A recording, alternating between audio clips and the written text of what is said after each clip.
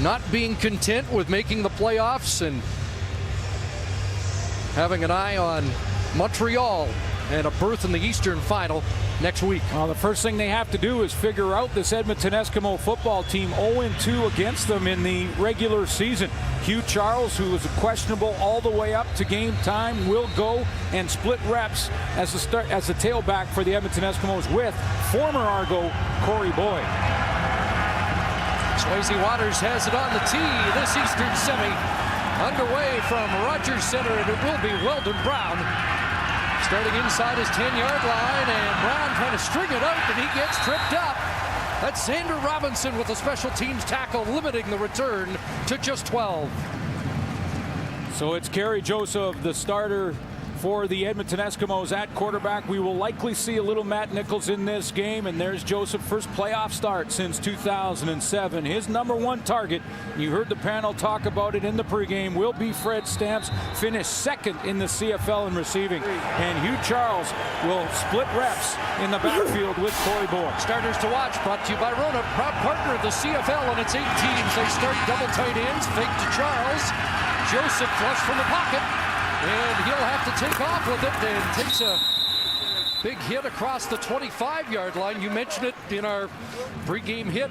We expect to see Joseph take off a number of times today. Let's take a look at this defense for the Toronto Argonauts, led up front by Armand Armstead. 6 quarterback sacks to lead the Toronto Argonauts up there. Former military man, U.S. Army veteran Robert McCune plays in the middle. Led the Argos in tackles with 85, and Pat Watkins was in coverage on that last play where Kerry Joseph wanted to go deep at corner.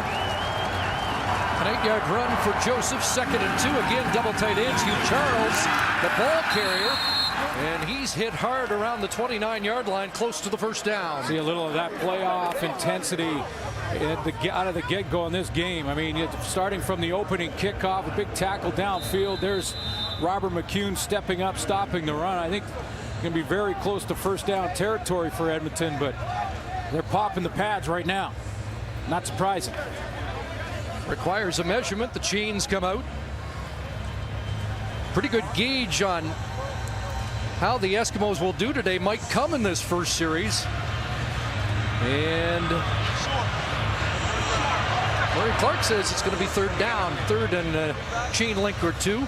But the Eskimos without an opening drive touchdown all season long. So if they could get some momentum with a first drive score here, it would be a big confidence boost. Well, on that very first play, Kerry Joseph tried to take a deep shot. He wanted Kerry Coke, and he was going one-on-one on Pat Watkins. Didn't like it, so he took off and ran with it. And Matt Nichols in on the short yardage, and his plunge over the top of center Kyle Koch, and right guard Greg Voigt should provide the first down. It was interesting to hear Kavis Reed. He almost winced when we asked about Matt Nichols yesterday. He was so good in the final regular season game that the coach said yes, he did make that decision very difficult, but went with the experience of Kerry Joseph to start here today. Well, think about that game against Montreal in 9 minutes, 230 yards passing for Matt Nichols, but it is Joseph. First down and Charles. Pat Watkins steps up. Adriano Belli with a hit, and Hugh Charles down at the 35-yard line. It was a tough decision for Kavis Reed, but when you consider the winning percentages of the quarterbacks in the playoffs at this point, those are the 6, and those are their winning percentages. And Kerry Joseph at 4-1, back to his 07 run with the Riders, has got the best winning percentage, albeit not as many games as Ray or Anthony Calvillo. But that's one of the reasons he's in there right now. Speaking of percentages, the flip side, just 37% completion in his last 2 starts, Kerry Joseph. Shotgun snap pulled down. He's got a little time. Underneath it goes, and there's Markham product Shamad Chambers with the catch. Across the 40-yard line, it's another Eskimo first down. But this is that experience right here in a playoff game where all these players are trying to get rid of the butterflies early on. This snap outside and high on Kerry Joseph, but he stays calm, cool, collected in that pocket, tips it down to himself, and throws a strike along the sideline. That's why the experience pays off early here already for Edmonton.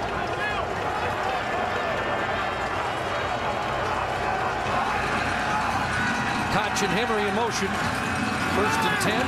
Back inside is Hugh Charles. And a stunner step and lunge up near the 50-yard line. 9 more for Hugh Charles, who missed the last 2 games, injured a knee in October in a game against the BC Lions. Clearly their leading rusher all season long, and it's not just when he's running the football. He's great out of the backfield, catching it as well. So a double threat against this Toronto Argonaut defense that will give Kerry Joseph all kinds of different looks. Heavy 6, 2. Calvin McCarty checks in. 2nd and 1. And now Henry waggles in motion. The handoff back to Charles. Got the first down. And a lot more. And a foot race here. Hugh Charles dashing down inside the 15 before he's pushed out by the safety, Jordan Younger.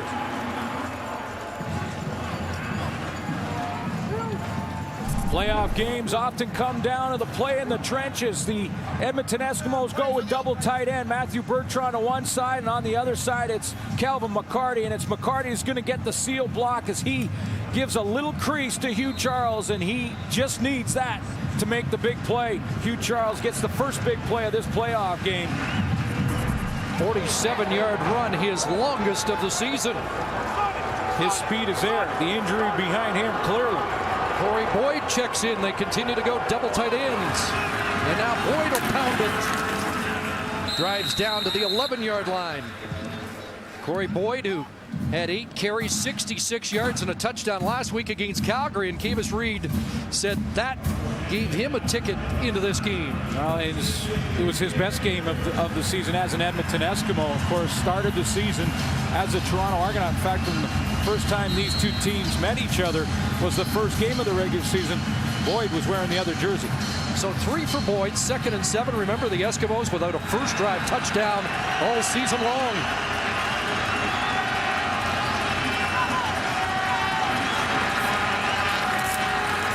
Joseph looks the end zone. Kerry Coke got it. Touchdown.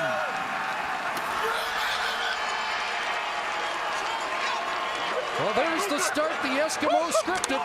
That's the first drive, baby. That's the first drive, baby. That's what you do, baby. First drive touchdown. You mentioned it, Chris, and this time a little subtle difference. The tight end that we talked about was Kerry Coke, a receiver, not fullback Matthew Bertrand. Subtle difference makes a big difference on that touchdown throw. The receiver out there on the sideline. Coke's been on fire of late. 7 touchdowns in the regular season, 4 in his last 5 games.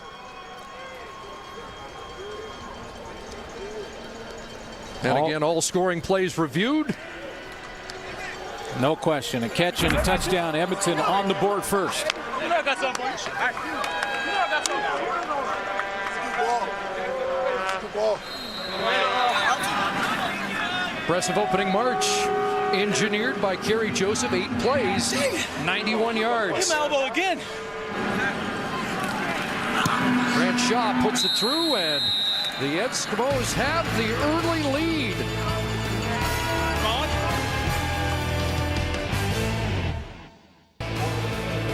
The CFL on TSN is brought to you by Wendy's new Portobello Mushroom Melt.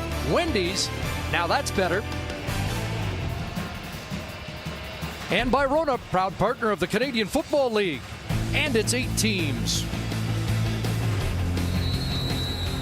Great start for the visitors and a touchdown for Kerry Coke. 91 today. 91. That's for you, JJ. And now Chad Owens gets his hands on the football. The CFL's most outstanding player in the East in 2012 is driven out by Grant Shaw at the 42-yard line. Kerry Coke here is going to get the assist from Shamad Chambers, the wide receiver. There's Chambers, and Coke remembers that tight end. Watch Chambers come up the field here and create a pick. That forces Ahmad Carroll to bubble over the top a little bit and gives Kerry Koch just about another yard of separation. So when that ball, which is placed perfectly on the outside shoulder, arrives, Ahmad Carroll cannot get there. Back at home, you're going to heal up. You're going to be back on the field soon. Trey and Allie. First touchdown pass by Edmonton against Toronto this season in 40 possessions, and now the Argos will try to answer, and a catch by the former Eskimo, Jason Barnes, from Ricky Ray to get their offense kick-started. Well, you take the Grey Cup games out, he's 6-3 in playoff action, 8 touchdown passes in the last 2 games for Ricky Ray against 1 interception. Of course, we know the great story that has been Chad Owens all year long, has the CFL record for combined yards in a single season, and I think a key in this game will be the protection up front for Ricky Ray. As Matt Dunnigan mentioned, they need to keep him clean so that he can stay on this hot streak, and their best offensive lineman has been Chris Van Zyl. That's short of a first down on their opening play as Murray Clark spots the ball. So Wayne Smith injured in the final regular season game. The veteran suffering a torn tricep. So Andrew Jones, the McMaster product, in that spot. We'll also see Joe Appel in all likelihood today on that Argo offensive line that will be under the gun. A lot of talk about how good the defensive tackles are for the Edmonton Eskimos. A concern today for Toronto. Jarius Jackson in short yardage, and he drops the football, and who's got it? Argos get it back, but they're going to be forced to punt. Chad Cackert saves it for the Argos, but a misfire on the short yardage team. Well, it starts with penetration from the Edmonton Eskimos. They're going to get a good jump on the snap, and it's Mondo Sewell who gets first contact inside. You talked about that's the challenge for this offensive line. It certainly is. Ted Laurent and Sewell in the middle have been tough to stop, dominant all year. There's Joe Burnett back, a line drive boot by Prefontaine, and on a hop, Burnett gets inside and then gets bounced out around the 35-yard line. A 42-yard punt, 14 on the return.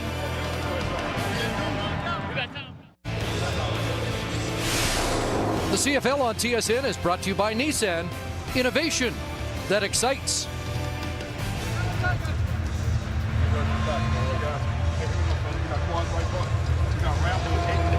Take you in that huddle that produced an opening drive 91-yard touchdown. Seven rushing plays and 2 passing plays to start things out. They want to attack this defense along the ground early.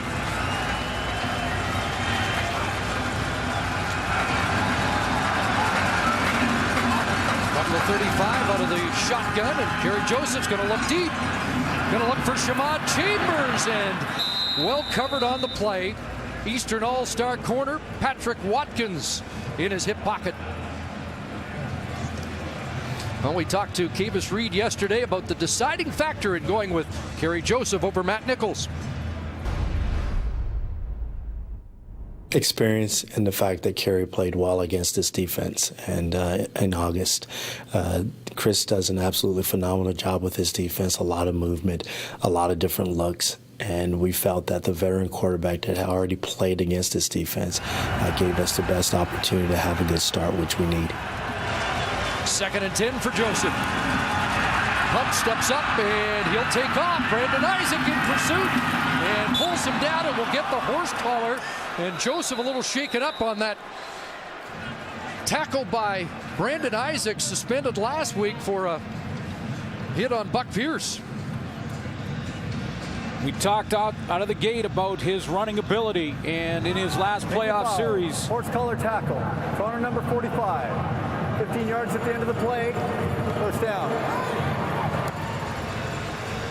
That he knows the importance of getting out there. 2 games over 100 yards rushing back in 2007, run to the Grey Cup, and he's going to take off. It breaks down. Wanted to go backside, but the Toronto Argonauts had dropped Ronald Flemings, and there is the horse collar. It can be from the jersey. It doesn't have to be a grab on the shoulder pads, and that's definitely a horse collar tackle.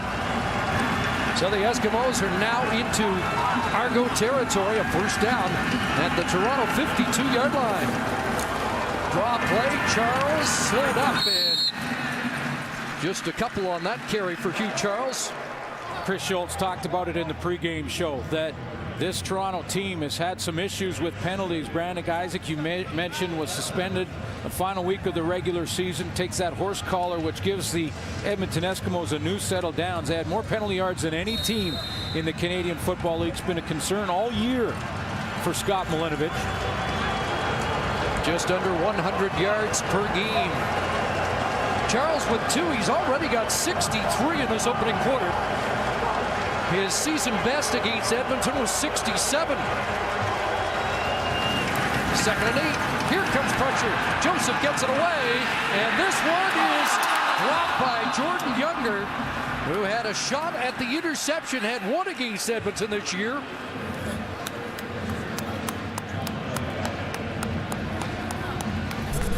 Well, it was as good as a punt for the Edmonton Eskimos in one regard because it was as deep as you can go. Again, this is about the 3rd time already in this game that the Edmonton offense has looked for the big home run strike down the field. A couple of times to Kerry Cope.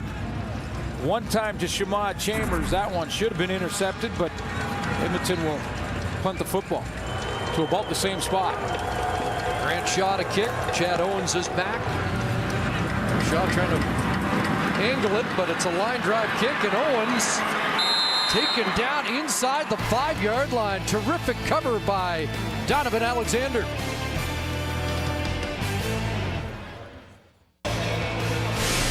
Closed captioning is brought to you by Gibson's 100th Grey Cup commemorative whiskey.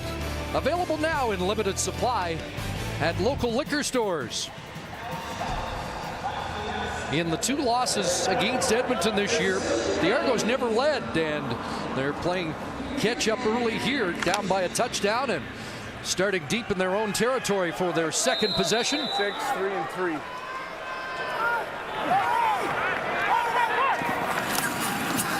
Pitch to the left side. Chacker tries to turn the corner and gets pushed out by a former Argo, Damaso Munoz. Edmonton Eskimos are in the playoffs because of their play of the front 7, and it's led up there by Ted Laurent in the middle. In our conversations with the Argos offensive linemen yesterday, they talked about how dominant they've been in there, so that's why we've highlighted Ted Laurent, one of those interior defensive linemen. We talked about J.C. Sherritt, last-second scratch, the leading tackler in the Canadian Football League, record holder with 130. Simone Lawrence will replace him, and the leader in the Canadian Football League in interceptions is Joe Burnett. 2nd and 4, the long out in a dangerous spot. Incomplete. Joe Burnett, who led the league in interceptions, had a beat on that ball. He did, and Mike Brad will be reminded from his quarterback Ricky Ray to come back to the football on plays to the wide field like this. The ball takes a little bit longer to get out there. He can't sit on it. He's got to keep coming back, or Joe Burnett, who's taken 6 back this year, 6 interceptions, would have stolen it. Argos without a point in the opening quarter against Edmonton in the 2 regular season games. 2 and out for a 2nd consecutive time here. Do they concede 2? No, Prefontaine will boot it away. Good kick.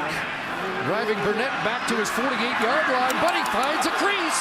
Joe Burnett with a flag down. And this will negate a terrific return in all likelihood. And Burnett finally dropped inside the 15-yard line. 47-yard boot by Prefontaine. 46 on the return, but a penalty marker on the field around the 35-yard line.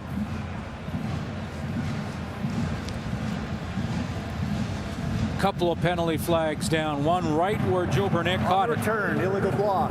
Edmonton number 79. Holding Edmonton. By rule, only 1 foul can be applied. 10-yard penalty.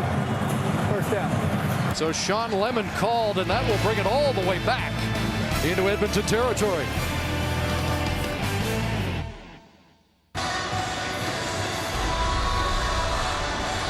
As mentioned earlier today, the breaking news, J.C. Sherritt, the CFL tackle record holder, Out of the lineup with more, here's Sarah Orleski. Well, Chris, as you and Glenn mentioned, I mean, this is a big blow for this Eskimos defense. It sounded after their walkthrough yesterday when J.C. Sherritt spoke to the media that he would be playing, but it was revealed this morning that no, he would not. Kavis Reed said that Sherritt needed to be at 70%.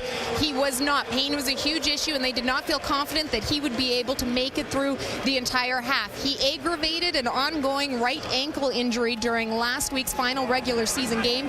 It was an ankle injury that he originally suffered in the Labor Day rematch against Calgary. They are optimistic, though, that should they get to the East Final, that Sherritt will be available.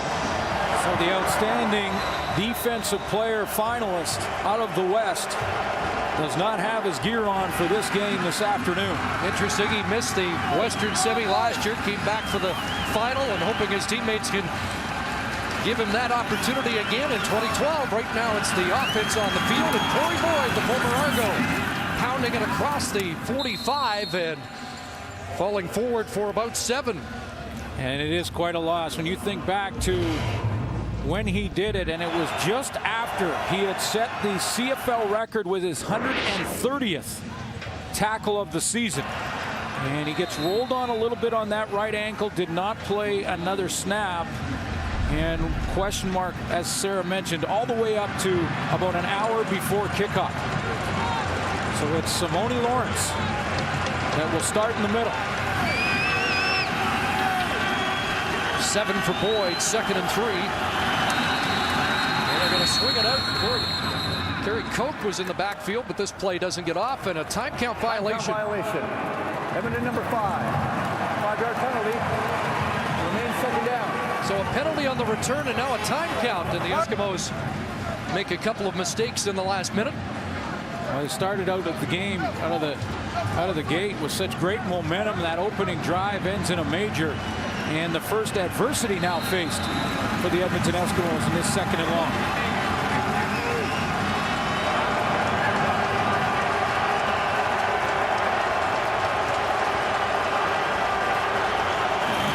Second and 8. Here comes the pressure. Joseph in trouble. Hurdles away and gets the ball downfield, and a huge hit there to dislodge the football.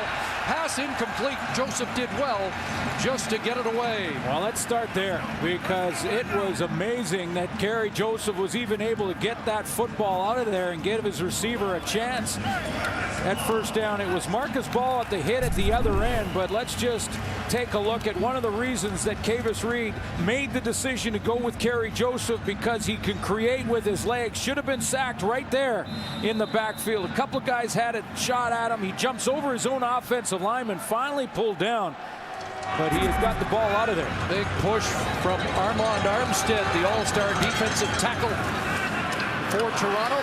Big boot by Shaw. Here's Owens back at his 15. Big return. And just tripped up. Clutch tackle made there by Justin Capicotti out of SFU, limiting the damage to just over 20 yards on the return. Edmonton Eskimos took all year for Ricky Ray to completely understand this Scott Milanovic offense, which has all kinds of moving parts. But has he been hot of late? Last 5 games, over 300 yards passing. That's touchdowns as a team. He has 8 and just 1 interception in his last 2 starts. First time in his career in back-to-back games he's thrown for 4 touchdowns. Just 4 offensive plays for the Argos, 11 yards so far. Really the out, and Cacker's going to get tossed down in a hurry, and there's Joe Burnett on the corner. He's been active early, a Western All-Star in his first CFL season. He has been, and they've been testing Joe Burnett a little bit. A couple of wide throws that he's been very close to, and I thought he was going to try and shoot this one as well. Led the league in interceptions, as we mentioned, but also led his team in knockdowns. Give Cacker 3 to the 40. 2nd and 7. Way over the middle. Barnes, and Barnes has got it. Couldn't have tighter coverage from Chris Thompson, but Jason Barnes has his second catch and an Argo first down at midfield. Jeff Keeping's going to have his hands full. He's the center, and he's on Ted Laurent, and has to give Ricky Ray time to complete a dig route across the middle that takes a little bit of time to get there right here. But a good protection up front. Jeff Keeping does his job, keeps Laurent out of the face of Ricky Ray so he can throw it right where he has to. 15 to Barnes and a first down. Now they swing it out to Owens. Needs a block. Sheds a tackle. And will get pushed back. Forward progress around the 51-yard line for Chad Owens. He may be setting something up on Joe Burnett. Joe Burnett, of course, playing in his first playoff game in the Canadian Football League. That's the fourth play that they've gone wide, and they haven't had all that many offensive plays, the Argos, and tried to test in the flat. Joe Burnett maybe setting up a double move where they pump it out there and try and get in behind the guy playing in his first playoff game in the CFL. 4 for Owens, who led the CFL in receiving in 2012. Second down, Ray fires it. And the pass incomplete. And the drive will stall at midfield, intended for Dontrell Inman, who had a big game last week to confirm his ticket into the starting lineup for this playoff game. Missed 3 games due to injury. But Dontrell Inman, guess who he's working on the outside? It was Joe Burnett again, and clearly in the game plan for the Argos, this has been a focus for them. That one just a little to the outside shoulder, and Dontrell Inman couldn't hang on. Fontaine looks for the corner. And this one will bounce out at the 19-yard line. 31 seconds left first quarter. Of course, the start of a big doubleheader. Will head to McMahon Stadium for the Stampeders and the Rough Riders in the Western semifinal coming up immediately following this game. And on that field yesterday, the Hardy Cup won by the Calgary Dinos. Big day of college football. McMaster winning. Let's go. Acadia triumphant. Laval. And our congratulations go out to the Saskatoon Hilltops, the Canadian Bowl champions for the 3rd straight year, beating Langley. Boyd running hard, and Boyd up to the 29-yard line. Good first down production on the ground for the Eskimos in this first quarter. Just noticed on Kerry Joseph's right hand, he's got more tape. He's had that pinky finger taped up for a few weeks now. In fact, about mid-seasons when he injured that, he was shaking that hand after a hit earlier in this game. He's got more tape on the passing hand now. See if it affects his throws. Eskimos have done a good job of establishing the run in this first quarter. And Boyd drops the football. Argos have got it. Final play, first quarter, is the biggest for the Argos. Ronald Flemons, the veteran defensive end, comes up with it as Corey Boyd coughs it up. Well, the momentum with the Eskimos until this. Big turnover, and the Argos have the football. First quarter stats brought to you by Intact Insurance. Your home, your auto, your business. Intact Insurance. You're back. Interesting stat line to start this game in the first quarter. Edmonton Eskimos establishing the run. They got 47 yards off the short yardage run from Hugh Charles of their total, just shy of 100. But I think the one thing that first quarter showed us for Edmonton is that a couple of the reasons that Kavis Reed went with Kerry Joseph. One, his mobility, ability to avoid the rush and use his legs, and other, his veteran comp. A reminder, though, how important turnovers are in any football game, particularly the postseason. All Eskimos first quarter. Argos get the ball on the final play, and now they have a chance to get right back in it. Ronald Flemons with the fumble recovery. And let's see what the Argos can do with this opportunity starting at the Edmonton 27-yard line. They can't find anybody initially, and now on a roll. And he'll drop at the 25 after 2 yards. Chad Owens just one catch in the first quarter on that little hitch play. And so they're going to want to try and get the football to the leading receiver in the Canadian Football League, and Chad Owens, a little bit more as this game goes on. That last play, they lined Andre Dury up as a wide receiver, so different formations, different looks for this Edmonton defense, and they defended it well on first down. And Dury hot at the end of the year along with Ricky Ray. 3 touchdowns in his last 4 games. 2nd and 8, and a completion to Owens, pulled down close to the first down. A good, sure tackle by Rod Williams. Really was, because it'll force a tough decision here, I believe, for Scott Milenovich. And good protection for Ricky Ray to be able to step up. If the interior, if this pocket is compromised in the middle, it forces the quarterback to retreat, and he doesn't have those passing lanes, but he does here. Now this tackle in the open field is making it an interesting decision for Scott Milenovich. He's inside of a yard. Well, it's inches away, but last time they had a short yardage situation, Jarius Jackson fumbled the ball, and they ended up taking a big loss. And you see Jarius Jackson taking command. They're getting his offensive line in there so don't make a second mistake like that.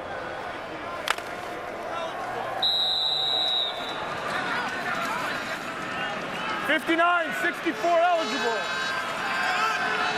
Jumbo team on. Jeff keeping the center. And a lunge by Jackson, and flags fly. Usually, that means the defensive line lined up within the 1-yard restraining area. I think this was an alignment issue for the Edmonton Eskimos. They were into that neutral zone. Offside. Edmonton number 90. 5-yard penalty. First down.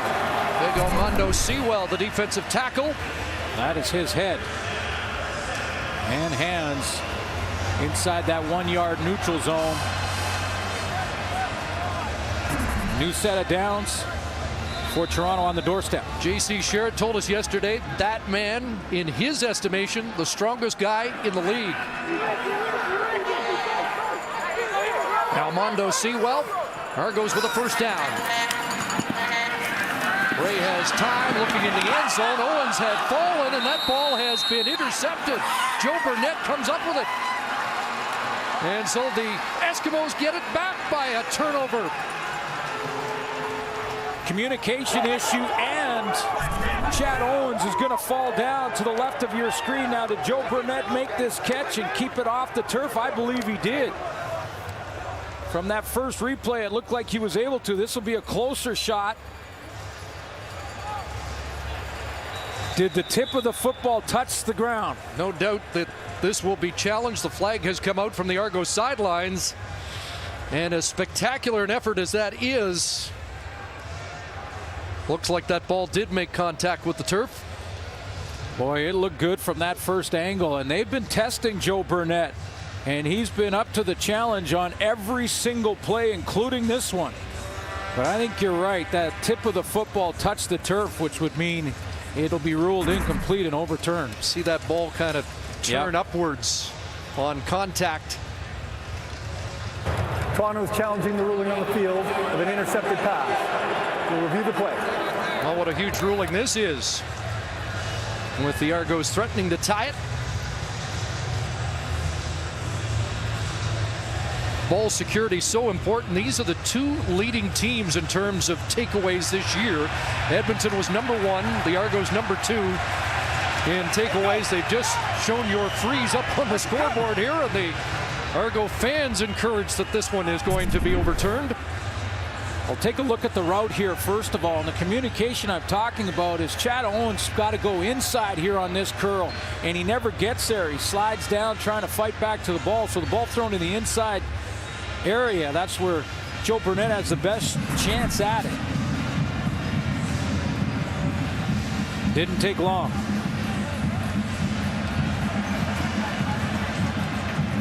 After review, pass is incomplete. So a reprieve for Ricky Ray, Scott Milenovich, and the Argos.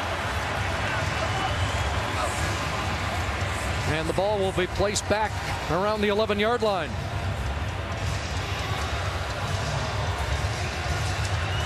And the Eskimos defense a little late getting back on the field. They thought that interception was going to stand. Well, they had 3 picks in 2 games against the Toronto Argonauts. Success there, 4 in their last 3, and you mentioned led the league in takeaways. If you're going to test Joe Burnett, you may pay for it. One of the reasons the Argos were 0-2 against the Eskimos, they were just 2 for 6 in the red zone against Edmonton. 2nd and 10, and the officials want to reset. Timeout, Edmonton. And the Eskimos didn't have the right complement on the field and have to call a timeout. They only had 11 out there, and they late coming on was Kai Stewart. Mark Nelson, the defensive coordinator, noticed that there was an issue. And that's directly related, you would think, to J.C. Sherritt not being Absolutely. in. Kai Stewart into this defense now with the absence of J.C. Sherritt. There's Mark Nelson. I'm going to say a special hello to his mother, who's ailing down south and is in the hospital and watching online. Yeah, our thoughts are with her. Mark Nelson's got her on his mind. 2nd and 10. Ray stands in over the middle. Touchdown.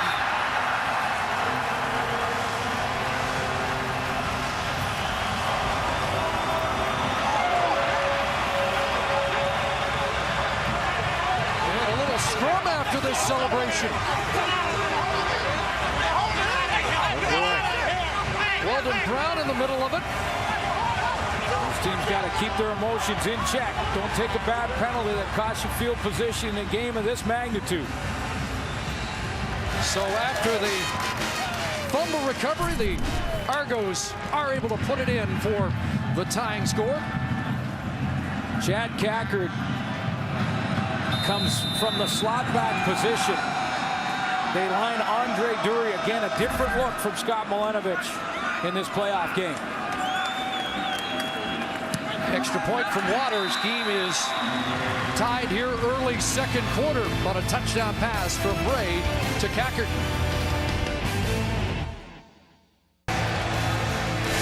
The CFL on TSN is brought to you by Wendy's new Bacon Portobello Mushroom Melt featuring Applewood smoked bacon, portobello mushrooms, and a melty cheese sauce. Wendy's, now that's better. Argo fans saying the same thing after Chad Cackard's touchdown ties this game.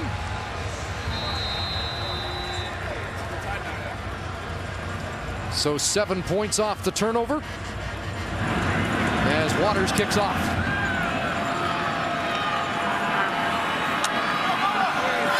Here's Weldon Brown, who is heated up after the touchdown, and he gets smoked at the 25-yard line. Well, Chad Cackard had come from the slot back to the backfield along with Andre Dury on the touchdown. So they're both end up in the backfield and run what's basically a double screen out of the backfield.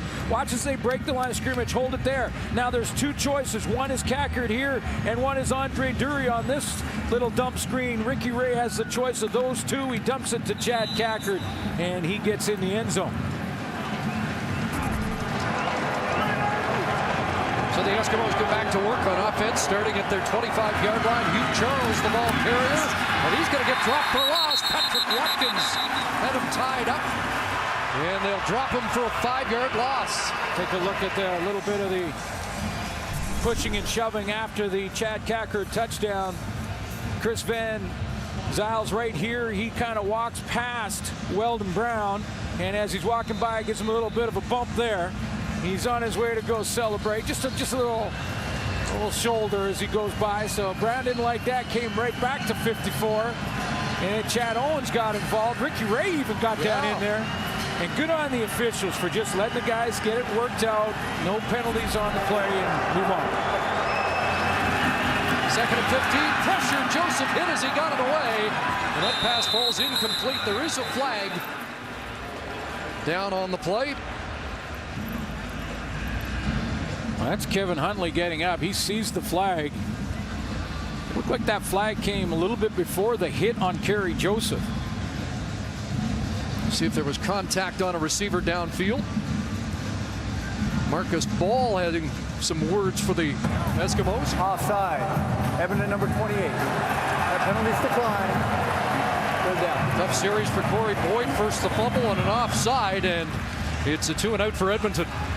Actually, it was a Jiro Kowali who comes off the edge from the top side of this defensive formation. Again, Chris Jones look all kinds of movement, and watch the hit that Kerry Joseph takes to his ribs.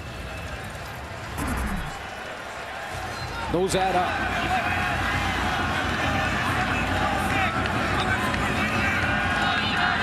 So Grant Shaw, part of the Ricky Ray trade, who had to fill in mid-season for Burt Dales as the punter gets it away, and Owens on the run across midfield. Down inside the 30. Chad Owens still going, and he'll score his first kick return touchdown of 2012.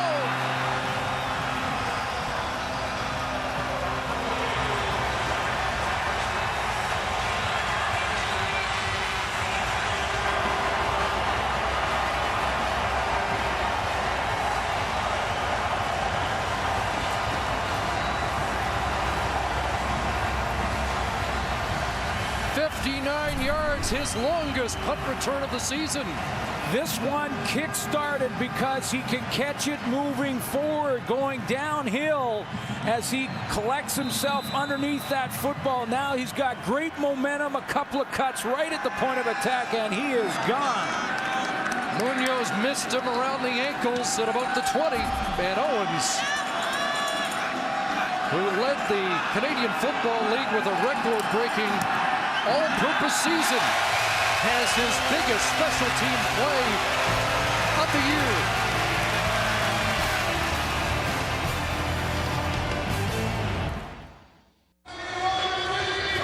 The mighty Eskimos dominating on the field. Former Eskimo and Alberta Premier Peter Lougheed battling Prime Minister Pierre Trudeau in the boardroom over the National Energy Program. Western Swagger is as much a story of political drama as football. It premieres Thursday on TSN at 7:30 Eastern, 4:30 Pacific. Part of the Engraved on a Nation series. Outstanding player in the East. Flashing his credentials here. 3 straight years, over 3,000 yards all-purpose for Chad Owens. A CFL record in 2012, passing Pinball Clemens. Don't get any bigger than that play right there. First lead for the Argos against the Eskimos this season.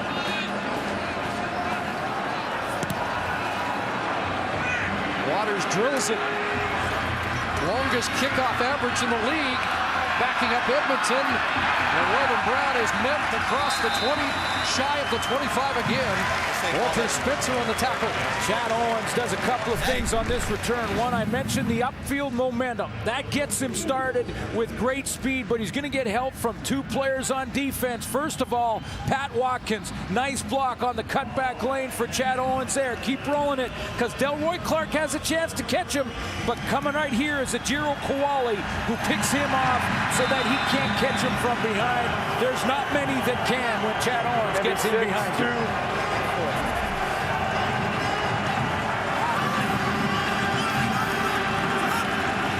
Edmonton starting at their 25. Big heat from Marcus Ball. Pass is complete to Stamps. First catch of the game, but he's dropped right at the line of scrimmage, and Marcus Ball off the edge. Chad Owens has accounted this year for almost 40% of this team's offense. That doesn't even consider what the work he has done on special teams. He is one of those few players in football that can make that happen from anywhere on the field.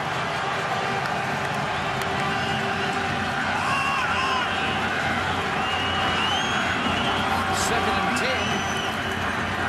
Joseph Time going to take a shot, looking downfield. He's got Stamps. Fed Stamps a catch over Evan McCullough at the Argo 40-yard line. That has been the matchup, Chris. I've been watching in that first quarter. Evan McCullough covered Fred Stamps 11 of the 15 plays on offense. It was McCullough, number 24, who's covering Stamps. And in this case, he's going to do it again. Stamps finally gets in behind him because he didn't have a catch in the first quarter. This is his second, and a big one to try and slow the Argo momentum after Chad Owens' touchdown. Scott Milanovich mentioned yesterday Stamps was uncoverable in the second half of the year. And after a slow start, almost won the receiving title. Joseph on a roll, could take off, and he'll get tossed down. Another horse collar tackle against the Argos. The first one was no question. If this is a horse collar, you're going to have to take another look at this one. Foul, unnecessary roughness. Corner number 25. 15 yards at the end of the play. First down. Not on the horse collar, but unnecessary roughness called on Pat Watkins. Florida State products, not sure why. Let's take a look. Watkins has him there, pulls him down. I'm not sure why that's called at all. That one, very questionable. He's got him by the jersey, pulls him forward.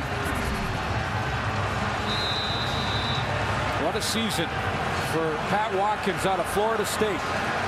Sets up the Eskimos inside the Argo 25-yard line. First down. Pressure off the edge. The shovel's intercepted. It's picked off, and away goes Marcus Ball. Cutting back on Charles. Marcus Henry trying to track him, and he'll bring him down at the 30. But Marcus Ball, the top defensive player for the Argos in 2012, has the pick.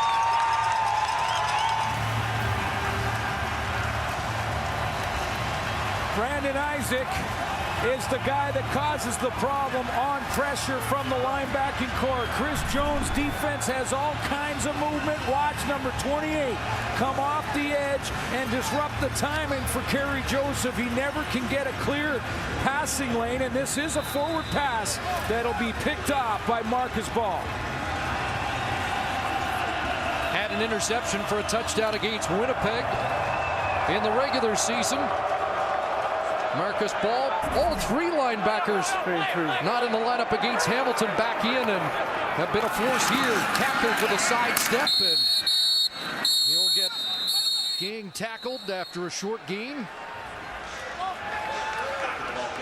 So the Argos +2 in that giveaway takeaway, the best team in the regular season in that category. Chris, the timing on Brandon Isaac's pressure is absolutely perfect, because it's supposed to be play action with Hugh Charles coming underneath, but because of that pressure from Isaac, that shovel pass behind Hugh Charles and right into the hands of Marcus Ball. 2nd and 8, Dury in motion. And Ray steps up, and Ricky Ray puts his head down and to the 20-yard line, just short of the first down, but there's as good an indication this is the postseason as any. Absolutely. How about that? Ricky Ray, not hook sliding.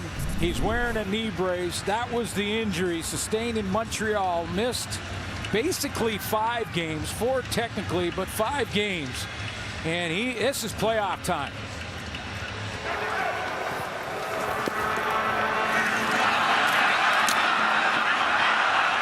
I see you, Ricky Ray.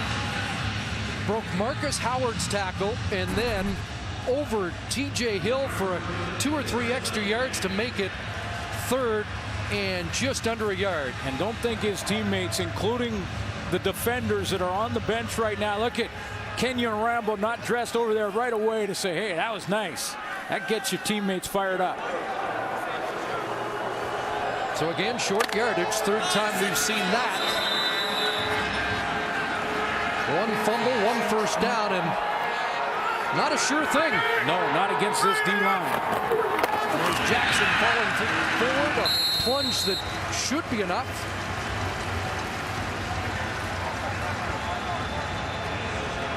And the chains move. First down, Toronto. Had a great conversation with Chris Van Zyl about that D-line and the push they can get in the middle from Ted Laurent and Elmondo Sewell. And he said if the pocket is compromised on that push up the middle, it makes the tackle's job more challenging, because they're trying to run guys like Marcus Howard past Ricky Ray deep. And if he has to retreat, they can run him right into him. See Joe Appel in now at left guard in place of Andrew Jones. Handoff Packard straight ahead. And he'll plow down to about the 12-yard line. Good run by Cackert. And they certainly knew the pressure was on the offensive line with the talented Chad Cackard, and you've seen Andre Dury back in the lineup. You see Chad Owens and what he's done. You've got Dontrell Inman. There's a lot of weapons, but if that offensive line couldn't keep Ricky Ray clean in this game, it was going to be obviously the big issue. And so far, so good for the Argo offensive line. Ray's had throwing lanes. Cackard gets 8. 2nd and 2. Fake to Cackard. Here's Maurice Mann, the former Eskimo. Touchdown.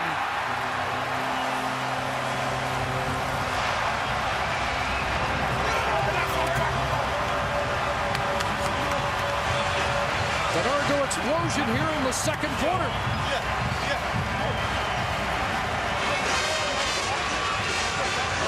When you have success on the run like they did on 1st down at Chad Cackard, the defense is influenced, and Chad Cackard on this fake will draw defenders to him, opens up Ricky Ray outside, and Maurice Mann turns the corner, lowers his shoulder, and is untouched into the end zone.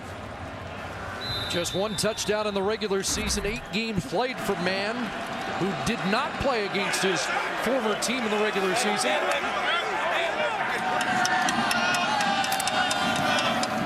3 touchdowns in under 10 minutes. And the Argos open up the lead.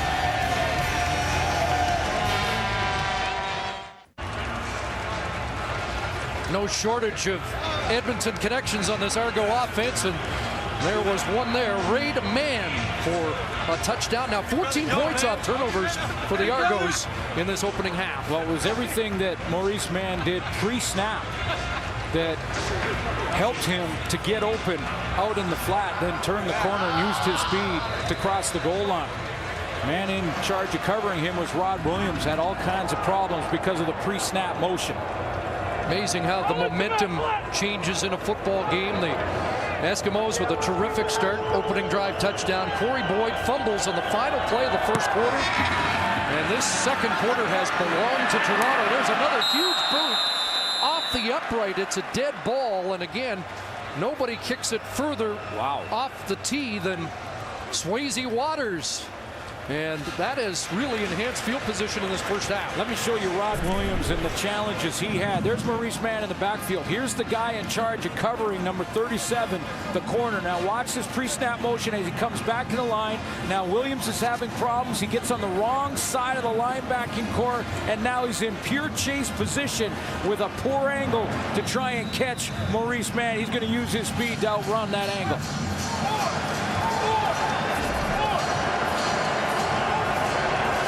So now a 14-point deficit for Kerry Joseph and the Eskimos. And you start to wonder about Matt Nichols and when Kavis Reed, if and when he makes that call. You know, and this has not been on. Kerry Joseph is doing almost everything in his power, but you're right, Chris. Procedure. Edmonton number 64. 5-yard penalty. Remains 1st down. That's the right tackle, the rookie Matt O'Donnell. And it was the Corey Boyd fumble that really started the momentum shift, not something that happened with Kerry Joseph. However, that's what Kavis Reed told us yesterday. He's going to watch the body language from guys like Fred Stamps and Kerry Koch, and if they start to look frustrated, he might put Matt Nichols in just to change things up, shake up that offense a little. Told us that Nichols would be in the game regardless of any situation. Corey Boyd stuffed.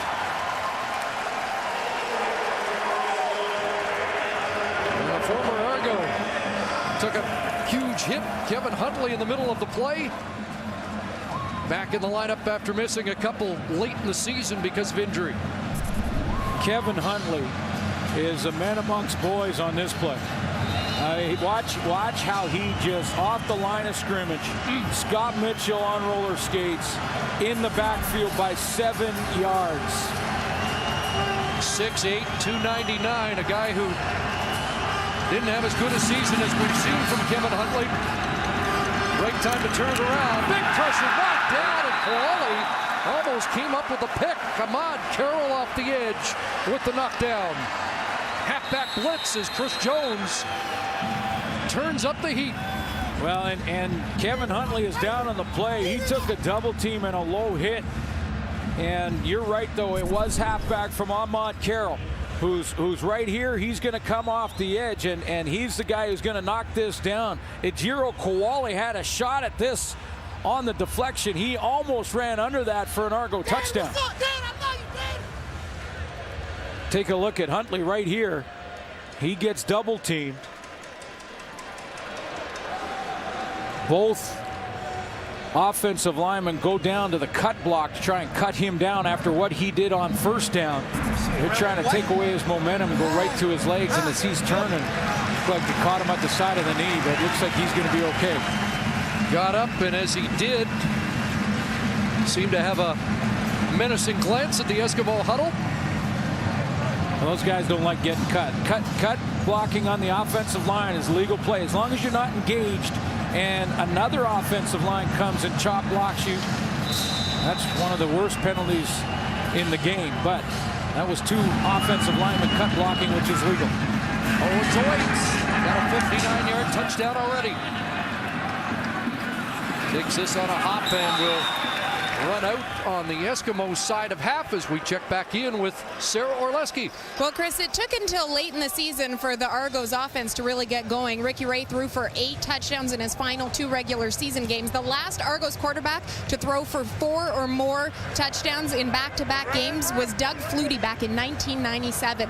Now, perhaps it should come as no surprise, though, that it took a little while. This is the most complicated offense Ray says he's ever been a part of. And Anthony Calvillo, who spent years under Scott Milanovich in Montreal, told Ricky Ray after he got traded that the most time he'd ever spent on a playbook was under Milanovich. It's something that Ray's found out firsthand, but he says it's made him a more disciplined quarterback. We'll see whether or not this offense continues to roll as this game goes on. Took a big hit there from Damaso Munoz, a big sack for Munoz, and the Eskimos trying to reclaim the momentum.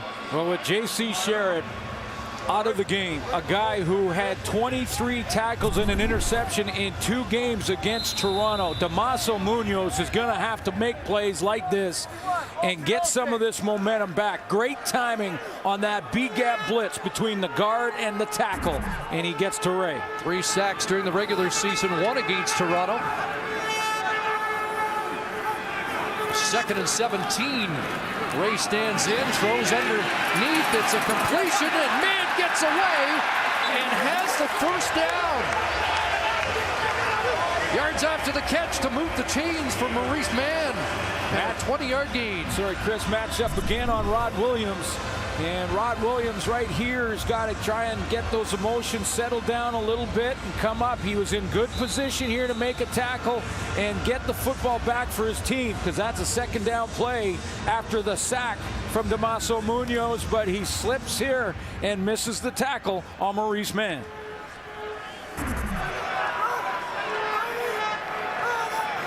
Should be the final play before the 3-minute warning. Pressure on again, and Ricky Ray will throw that away with Simone Lawrence applying the heat. Been a huge second quarter for the Argos, who fell behind early as Hugh Charles was off and running in the opening quarter. But the Argos have lit it up since, and they've got the lead at the 3-minute.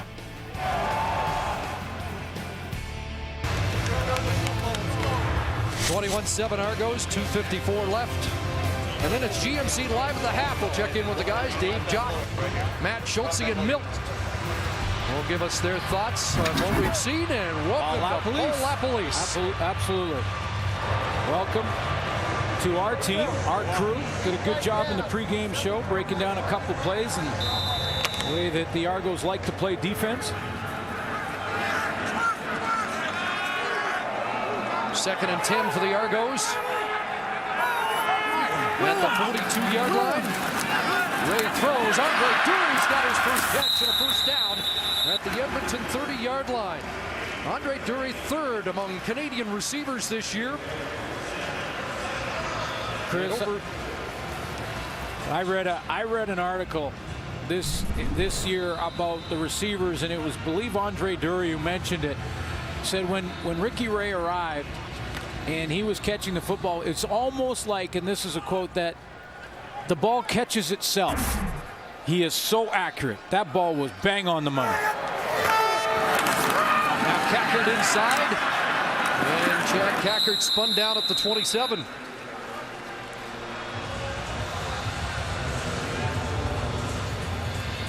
J.C. Sherritt telling us yesterday he felt that Cackert was the most underrated offensive player that he faces, and still hard to believe he's not there today.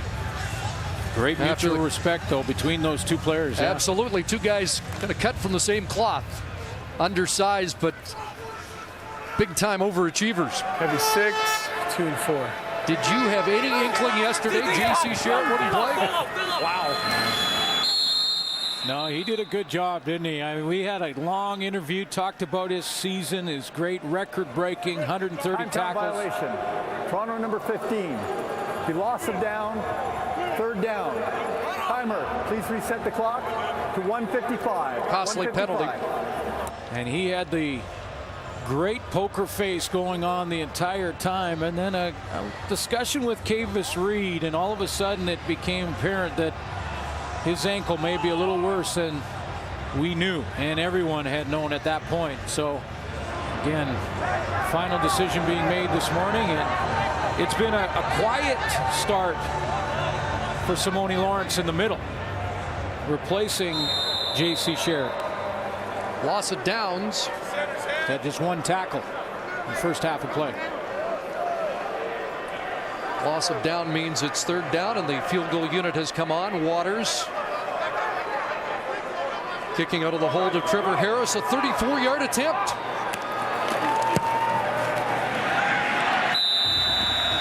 And the lead is now 24-7 in favor of Toronto.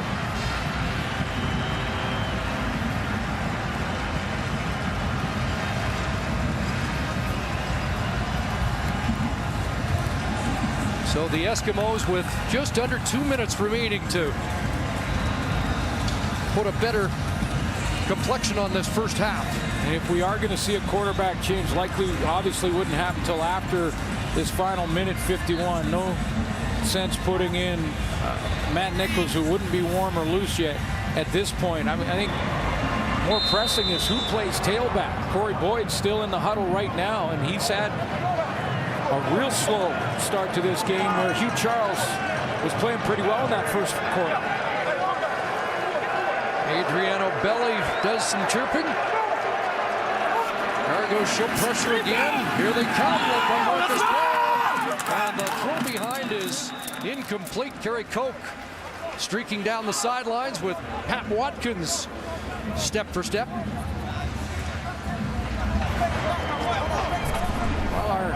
Our newest member on the panel in the pregame show talked about the fact that Edmonton are going to have to try and take some shots down the field against the style of defense Toronto likes to play. One of those shots, but good coverage by Pat Watkins. Had one deep shot, 46-yarder to Stamps. A 47-yard run by Charles, but not much else so far. Gonna go deep again for Stamps, and there you go, Jay pass incomplete. Good coverage there as the safety, Jordan Younger, came across. Well, Sarah's looking into it right now on the Edmonton sideline. And I'm just a little curious as to the decision at tailback for Edmonton on that last series. I mean, Corey Boyd stepped in. They go deep on 2 plays, so not a factor. In fact, he picked up a nice block on that second down. But look at his rushing numbers. 5 of 15. Of course, he had the key fumble at the end of the first. Hugh Charles got off to a great start, so maybe is Hugh Charles nicked as he tries to stay loose. And Charles, of course, has that added dimension of being a terrific receiver. Only Andrew Harris had more receiving yards from the tailback position this year. Shaw the boot. Nolans will try and set Ricky Ray up for more first half points, but the cover team does its job, led by Mike Cornell. So 88 seconds remaining in the first half for Ricky Ray to work on this 17-point Toronto lead. Well, and that's plenty of time to, for sure, field goal range. But plenty of time to move the football right down the field. Now that defense, who've come on and slowed the momentum a little bit over the last 2 series, may have something to say about that.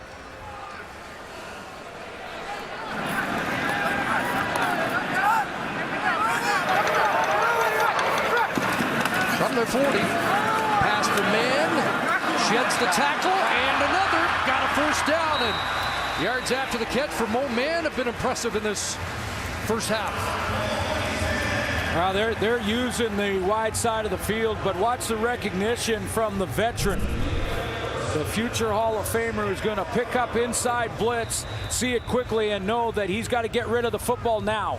And he gets it out there to Maurice Mann. At worst case scenario, 4 or 5 yard gain. Best case, first down. Quick hitter here. And another first down for Mann. Fourth catch for him. Had a 100-yard game against the Rough Riders in Saskatchewan, the game that nailed down the home playoff berth for the Argos. It was interesting. That game probably put him, because there was some question as to which receiver would have to sit this one out, but that one probably put him on the roster. And Cackard inside. Big hole. Another first down and a flag as he gets taken down inside the 35. Flag was late in the process.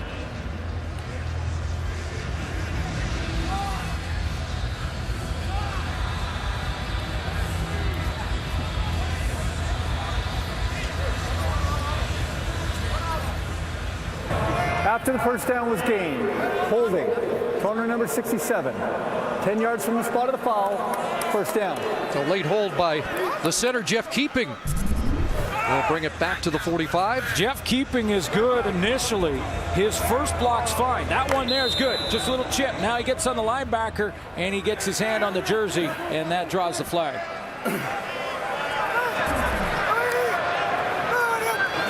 First and 10. Set up the screen. Cackard gets by Munoz. But Weldon Brown will make the stop at the 37-yard line. A nice play call. Nice play call after the penalty to come back and get the penalty yardage back and get the football team for Toronto back in field goal position. That's a good call by Scott Milinovic.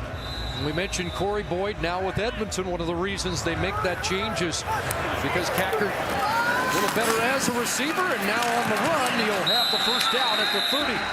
Chad Cackard fourth in yards per game rushing by running backs this year. As I mentioned, in the first game of the season between these two teams, Cackard was covering kicks.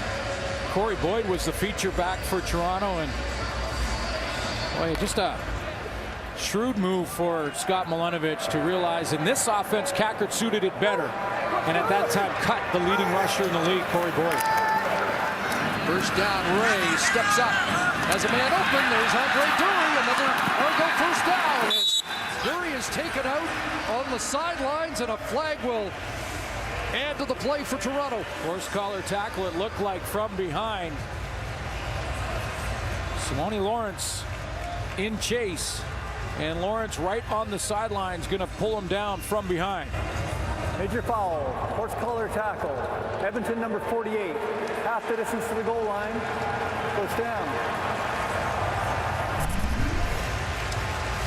Point to emphasize for Kavis Reed when he goes in at halftime will be tackling from the secondary and linebacking core, and there's their leading tackler again not playing, but some sloppy tackling has led to some bigger gains.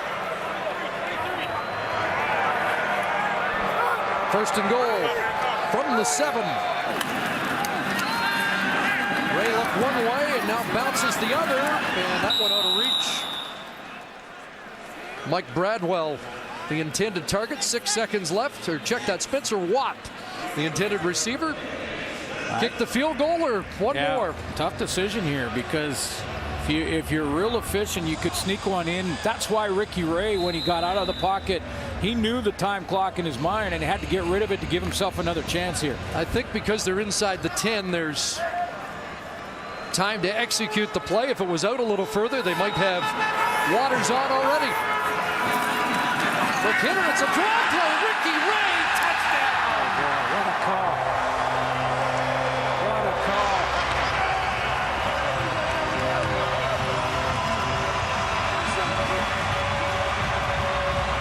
The element of surprise. His first touchdown run as a Toronto Argonaut. I promise you, the Edmonton defense did not work on defending against quarterback draw when facing Ricky Ray.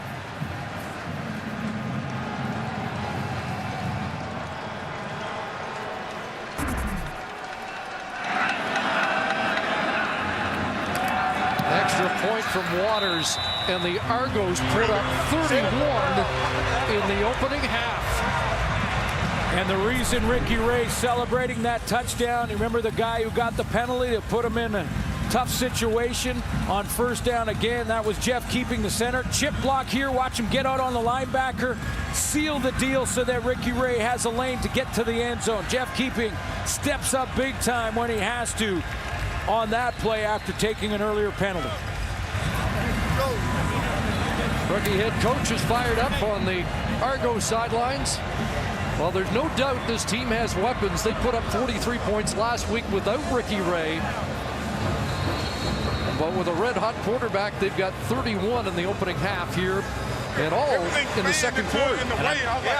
Again, consider the importance of slowing what has been a dominant pass rush for the Edmonton Eskimos all year, especially the interior of their D-line, that the focus it was to keep Ricky Ray clean. They've done that in this first half. He's run a couple of times, including that touchdown run.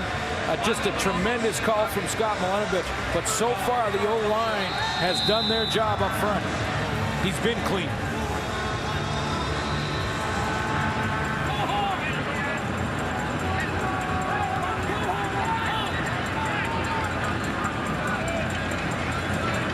One last boot from Waters in this first half. He'll squib it. Bouncing down, and Weldon Brown will field it at the 20. Etienne Boulay can't grab him, but he is contained. David Lee will bring him down. End of the first half, and an enormous second quarter for the Argos, who will hear it from their fans as they head to the locker room. 31-7, halftime in the Eastern Semi.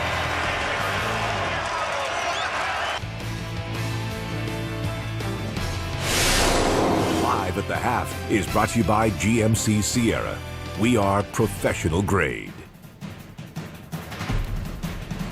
The Double Blue explode in the second quarter with 31 unanswered points, 7 of them on this electrifying 59-yard punt return by the flying Hawaiian. And it is all Argos right now in the Eastern semifinal. Hi, everybody. Dave, Jock, Milt, Chris, and Matt. Everybody's here. Okay, we got a lot of ground to cover, and hate to say it, but how do you think this one's going over in Edmonton right now? Ricky Ray, after a very slow start, didn't have a first down until the final minute of the opening quarter, is now feeding it to him big time. This is the most points they have ever scored in any half this season, and it is now a CFL playoff record for most points scored in any playoff quarter. Wow. 31 points. Now, Matty, they were talking about whether or not Ricky Ray is the guy that led the Eskimos to all those great cups. Did you ever buy into any of that? Well, I mean, there were times in Edmonton that he faltered, but I think it was more scheme and personnel that was around him. You put Ricky Ray in this scheme, good things are going to happen. And you've got the big three in Owens, Dury, and Inman, but it's other guys had to step up, and they've been doing it over the last several weeks, and certainly in this quarter.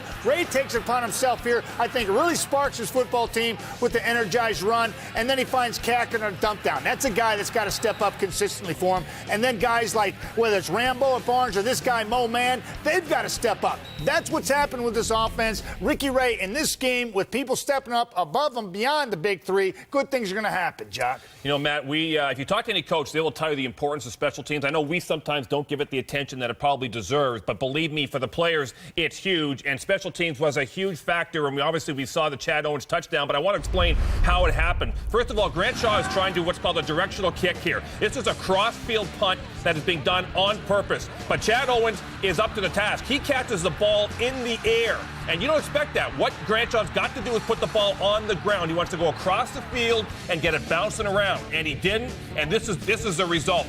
They had the wall set up, too. Charlie had the perfect call at the perfect time. They actually had a wall set up because the punt went across the field, and they took advantage. And you don't think that this is important, too? Swayze Waters, he's got the strongest leg in the league down to the 3-yard line. You know how many kickers can kick the ball inside the 5? Nobody except for him. And what's the result?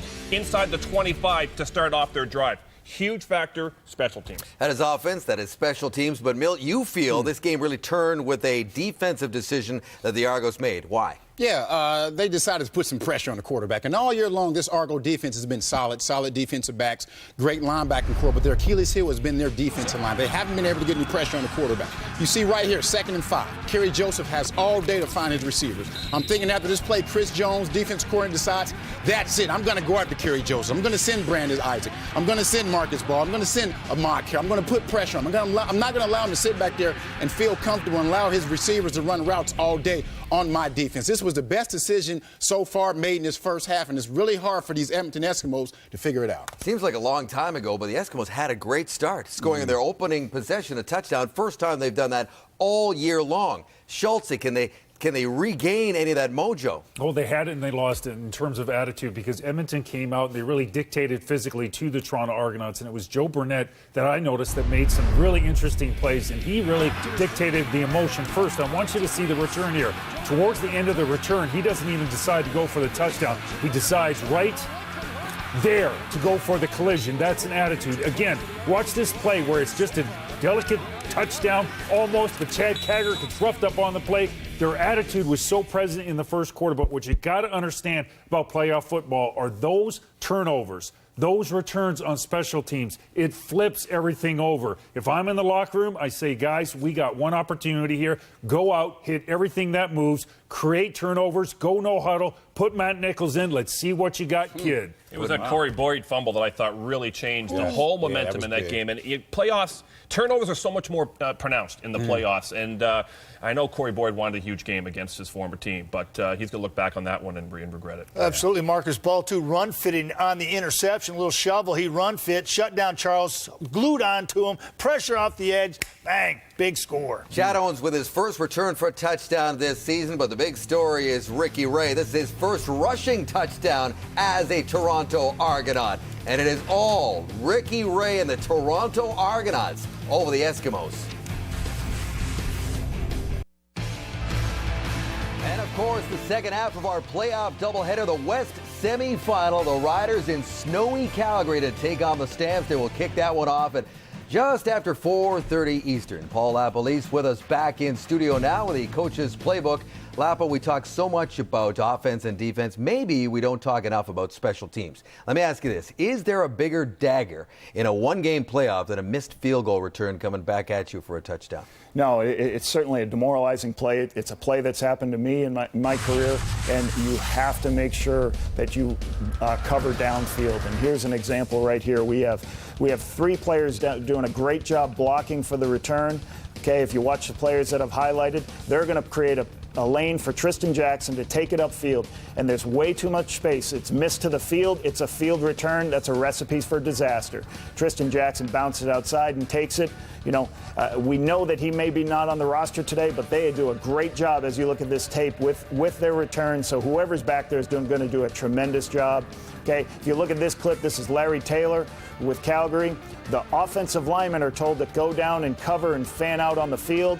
They've got a contained player here who fans it all back inside. Unfortunately, he brings it inside where there's 4 offensive linemen, a kicker, and a defensive end. Only one of those players is paid to tackle, and Larry Taylor's certainly paid to make you miss. Jackson can't get to him, so now that's a huge play and a touchdown. You know, we've talked an awful lot in here about the risks of kicking a long field goal with a guy like Taylor waiting for it in the end zone. So as a coach, do you go into the game with a certain number where if it is here or greater, I'm not even going to attempt a field goal? Yeah, certainly I go in with a number, and that number comes from your experiences with your kickers as well as before the game. What you'll see is a lot of head coaches out there with the kickers and asking, what's your range with the wind? What's your range into the wind? And then we come up with that number, and we try to stay within that number. So as an offense, you got the ball here. What do you do to increase your odds to at least getting to that number where you're comfortable so at the very least you can attempt a field goal? You know, part of the game within the game is you have got to do a great job. You complete a pass first, and you're 1st and 10 at the 43-yard line. I know it's a 50-yard field goal now. My next 2 calls, you have got to do something to get within the kicker's range. I'm going to call my highest completion percentage pass. I'm going to call my best run. But I am not going to go 2 incompletions and now be looking at a 50-yard field goal. Get there and then take a shot at the end zone, right? Absolutely. All right, Paul Lapalisse with the coach's playbook. Halftime stats are brought to you by Intact Insurance. Your home, your auto, your business. Intact Insurance. You're back. And here are the stats for the Eastern semifinal. All Argos right now, Matt. Tentative start for the Argonauts, but 31 unanswered points in the second quarter. Balanced attack. Special teams chipped in. The rushing game was there. Ricky Ray finding his groove. Defense turning over. Argonauts are on fire. Here is Chad Owens, who scored one of those touchdowns in the second quarter with Sarah Orleski.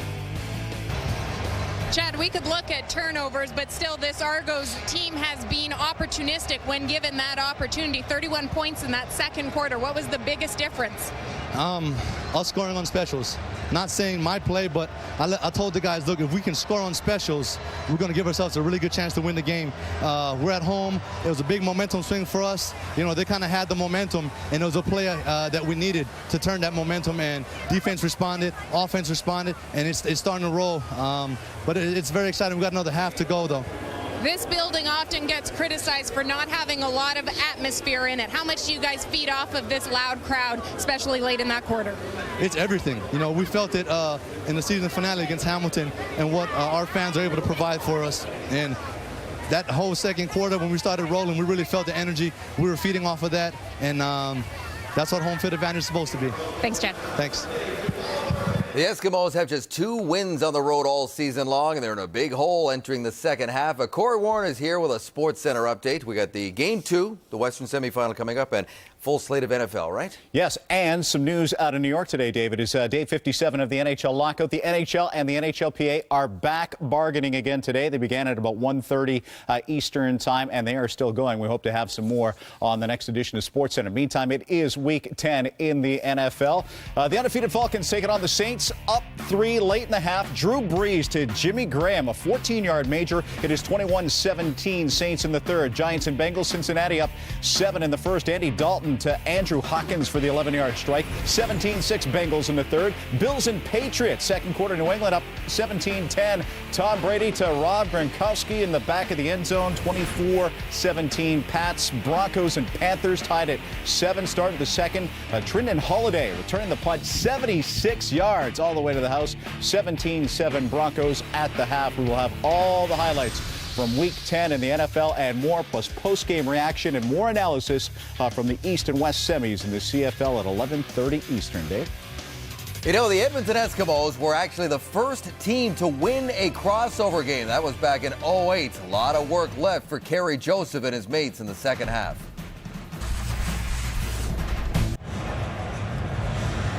Welcome back to Toronto. We get set for the second half of this Eastern semifinal en route to the 100th Grey Cup. But Sarah Orleski first with Kavis Reed.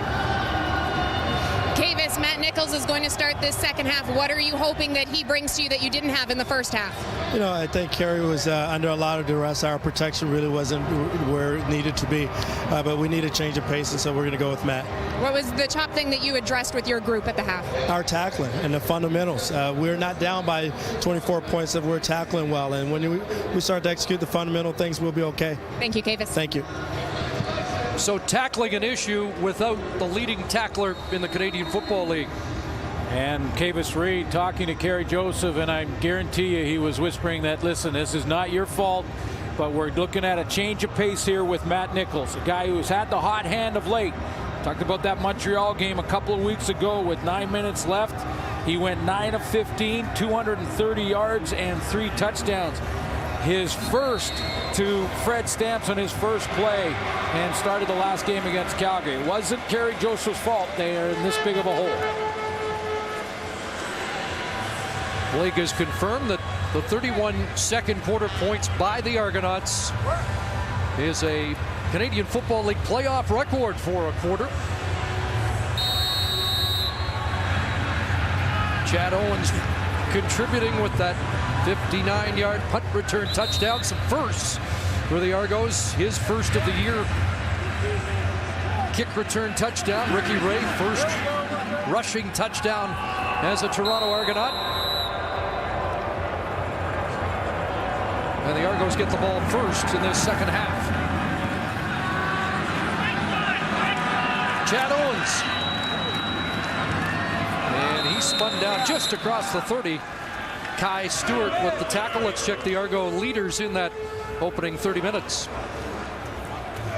Huge momentum shift from the first quarter to the second. Ricky Ray owned the second, 141 yards passing, 2 touchdowns. He had the touchdown run that had to just completely surprise the Edmonton defense. 4 late touches in that first half for Chad, or 8, I should say, for Chad Cacker for 48 yards and a touchdown. Became more involved as Ricky Ray had more opportunity with the offense on the field. First 3 possessions for the Argos, 3 punts. Last 4 possessions, touchdown, touchdown, field goal, touchdown, and Ray back to work, look one way, and now it's just going to throw the football into the Eskimo bench and reload.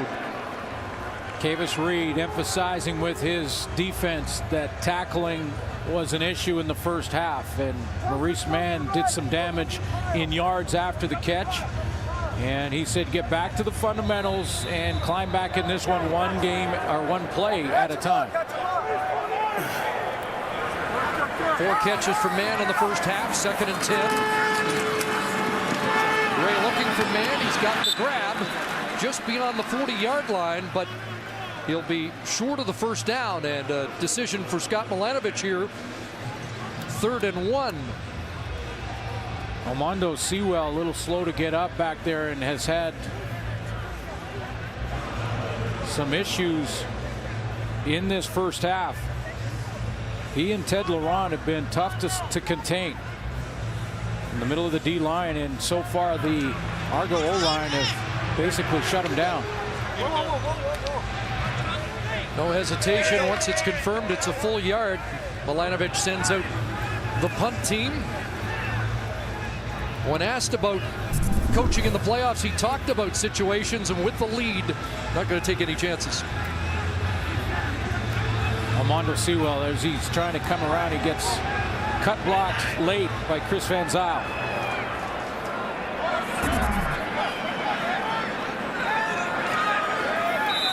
Prefontaine to boot it away. And Burnett awaits at the Edmonton 30.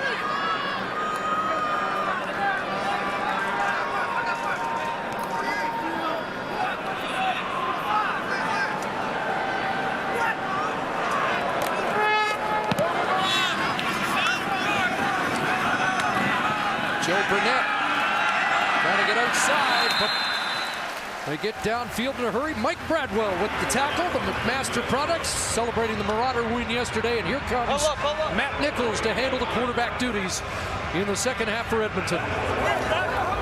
2 starts on the season, both versus Calgary. But in that last game of the regular season, threw for 341 yards. Eskimos lost the game, but he played well. In his last 5 quarters, 571 passing yards and 5 touchdowns. Well, they hope that that's the spark that he can bring. So far, Fred Stamps with just 2 catches. 1 went for 0 yards, 1 for 46. Made the 1 big play in the first half.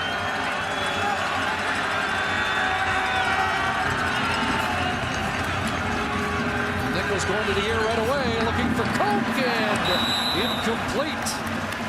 Off his fingertips, and Pacino Horn in pretty good defensive position for the Argos. Well, the Argo defense knows that when Matt Nichols comes in the game like he's done the last few, including that Montreal game I mentioned, he wants to sling it deep and start to make something happen down the field. He got Fred Stamps on the very first play, a couple touchdowns, 3 total in that Montreal game.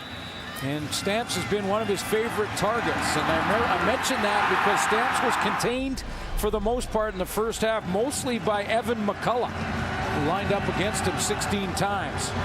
Edmonton converted 4 of their first 5 second down situations, early movement. This play doesn't get off. Since then, they were 1 for 7. Procedure. Edmonton number 64. 5-yard penalty. Remains second down. Second penalty against the newcomer right tackle, Matt O'Donnell. Warren Thompson, the starting left tackle for the Eskimos, out. Devin Tyler moved across from the right side, and that opened up a spot for the youngster O'Donnell, acquired in midseason in a trade with Saskatchewan. 6'11", 340, so when he moves early, you notice. 2nd and 15. Nichols steps up and dumps it off. Away goes Hugh Charles, and Charles got a first down. And Charles across midfield into Argo territory. We wondered if he got off to a great start this game, and then they went to Corey Boyd for most of the second quarter. Well, Cavis Reed said coming in there would be a rotation between the two tailbacks, but again, I was wondering that because of the hot start for Hugh Charles, that he wouldn't just stay with the guy who's running better. And Corey Boyd's numbers way down in the first half. Charles was up, and yet he stuck with his rotation. 30 yards for Charles. First down. Flag down. Free play for the Eskimos, and Kerry Cope has a first down at the Toronto 40. You know, I can understand Cavis Reed thinking that, you know, Corey Boyd's going to be motivated and he's going to want to play against his old team and play hard. But when he saw Boyd struggle early, I was surprised that Reed didn't go back to Hugh Charles sooner. Let's see what this penalty flag is. Offside. Corner number 28. That penalty's declined. First down. Brandon Isaac hopped into the neutral zone. Of course, Boyd fumbled to end the first quarter on the last play, and that switched momentum. Did not have big yards rushing, and Hugh Charles did have some big plays, including the 47-yard short yardage run. Nichols directing traffic, Coke in motion. Pressure off the edge, the pass is complete. And big Marcus Henry down to the 30-yard line, where he will be close to another Edmonton first down. You mentioned that great card trade, and the one reason that Matt O'Donnell was picked up in that trade, and Orrin Thompson being out on the O-line, and when you consider Marcus Henry as part of that, because Marcus Henry's return to the lineup was the reason that Greg Carr was expendable. That facilitated the trade with Matt O'Donnell, and they needed him because they lost Orrin Thompson. So it's funny how sometimes things trickle down, and all of a sudden you need that big left tackle in there, or excuse me, right tackle in this case. May eventually play left tackle, has a big future, maybe being rushed into a starting job, especially in a playoff game, but he's holding his own right now, Matt O'Donnell. Second and inches, jumbo team comes on, but you wonder if Edmonton will be looking for more than just a few inches.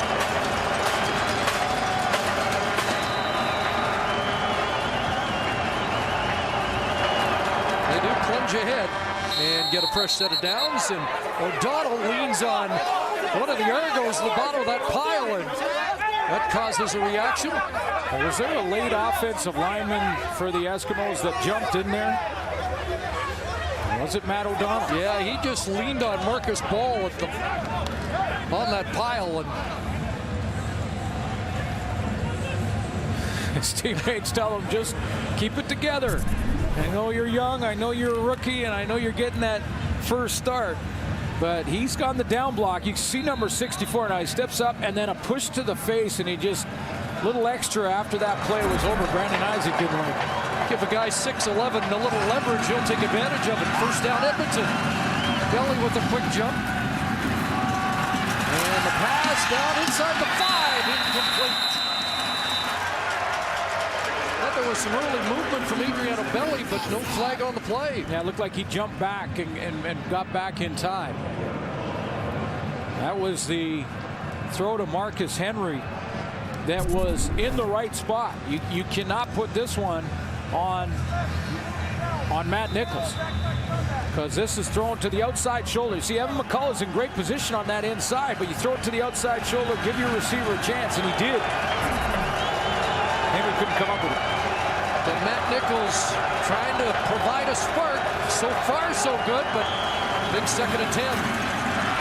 Looks down the sidelines. Chambers, does he have it? No.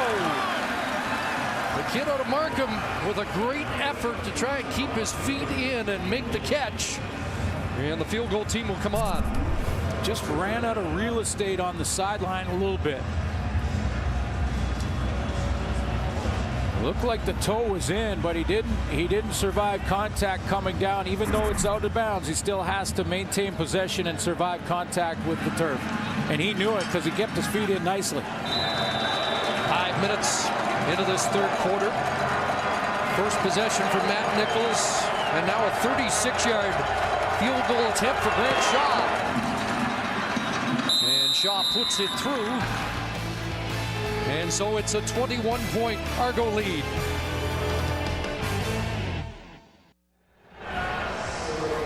Gold fever rages on, and this time someone hits the mother lode. The season premiere of Gold Rush next Tuesday at 9, only on Discovery. And in the Canadian Football League in November, it's a rush for silver. Grey Cup 100 here in Toronto in 2 weeks' time. One of these two teams needs 2 wins to get there.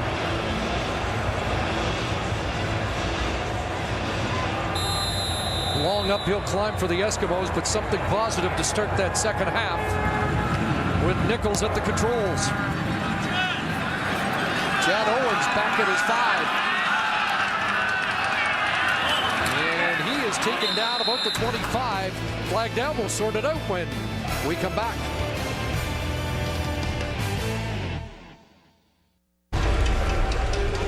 Remembrance Day in Canada. A day to remember, to respect, and show our gratitude for the men and women who have served and continue to serve in the Canadian Forces.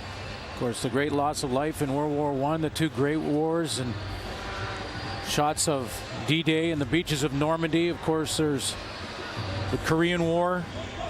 516 Canadian military personnel killed in that conflict, and more recently, the war on terror in Afghanistan. 158 Canadian military personnel killed there, and we just want to again honor and show great respect and admiration for our men and women in the Canadian Forces. Wonderful moment during a break in the first half here. A standing ovation from the fans after a video tribute to veterans on the scoreboard here.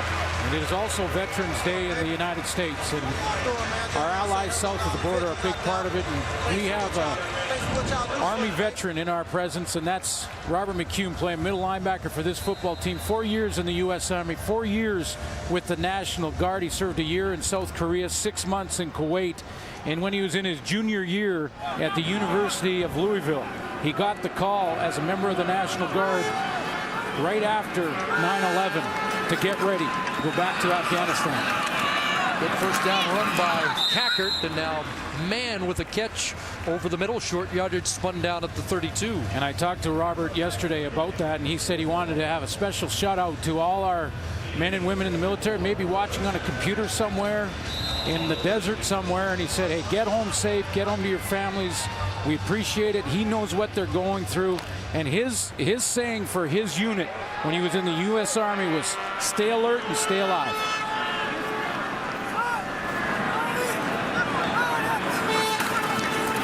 Second down, they fake the Cackert. Owens with the catch. Weldon Brown is going to wrestle him down short of the first down.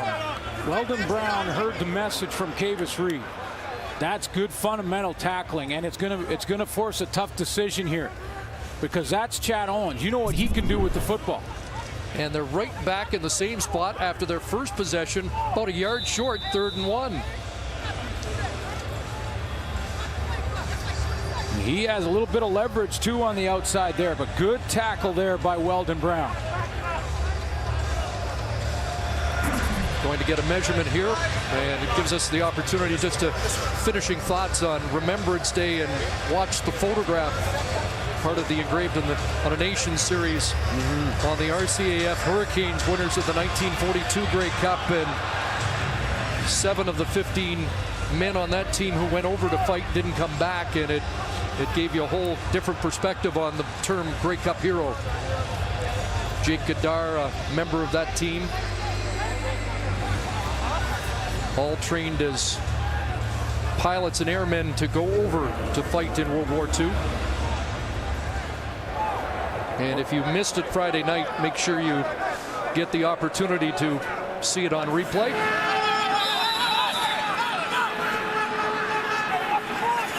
Third and 1, second consecutive possession for the Argos, and Prefontaine back in to kick. You never know with Mike O'Shea, but with the lead 21, Argos not taking any chances yet. That's holding right there. Good boot by the left footer, and it's Burnett fielding it at the 35. They're going to get the no yards, but Burnett wants more himself, and all the way up to the 49-yard line. 13-yard return, and again, that no yards flag on the field.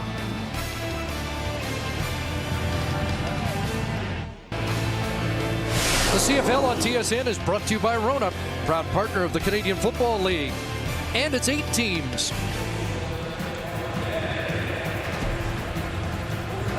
I think so far mission accomplished for Kavis Reed to get a little bit of a spark from Matt Nichols at quarterback. He got a field goal to start the second half, and big second down conversion from Hugh Charles in that series. Good field position to start this second drive for number 16.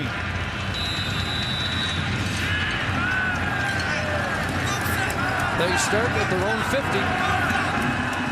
Hugh Charles is the running back. Stamps in motion. Nichols moved that way. Now the other man wants a Kuhorn and Pacino Horn on the stop, and a flag in the backfield. And it's going against Toronto. Adriano Belli over there trying to argue his case. Major foul, roughing the passer. Corner number 96. 15-yard penalty. First down. Wasn't on him.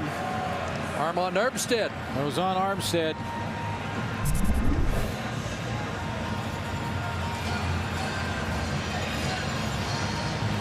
Take a look. He's going to be picked up, well, sort of picked up by Hugh Charles. A push at the end. They're going to call that. You know, it's not a major hit. It's not a hit to the head, but the ball's gone, and you just give the quarterback a shove like that, you're going to get called. Doug gives the Eskimos a first down at the Argo 45. Here comes the heat. Nichols stands in. Wants Charles, who really wasn't able to track the football, and it falls incomplete. So I'm going to show you, just go back to that kick before we went to break, and a big hit from TJ Hill. Just a little example of playoff football right here. TJ Hill coming back on the crack block, and he takes Etienne Boulay, and that's big-time playoff football. Got the attention of all the Toronto Argonauts as they came by and looked at this hit and went, ooh. 4 tackles for Hill today, and you can see some heads on a swivel after that. Oh, yeah. Second and 10. Here comes the heat from Armstead and company, and Nichols just got it away. And Matt Nichols in some difficulty. And that leg has been badly injured.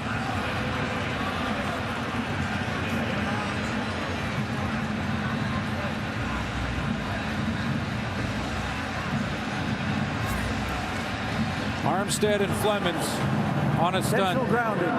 Edmonton number 16. Ball's put at the spot of the foul. Third down.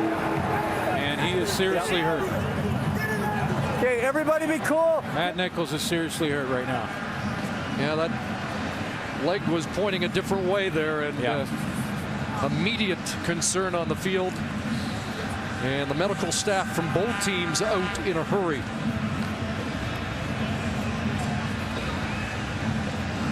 Well, Flemings and Armstead at 300 and 275 pounds, full speed through the middle, and they're the ones that tracked down Matt Nichols, and that kind of weight and pressure, and this one's not pretty. There's 99, and 96 comes through as well. Guys have found an angle that is not quite as disconcerting.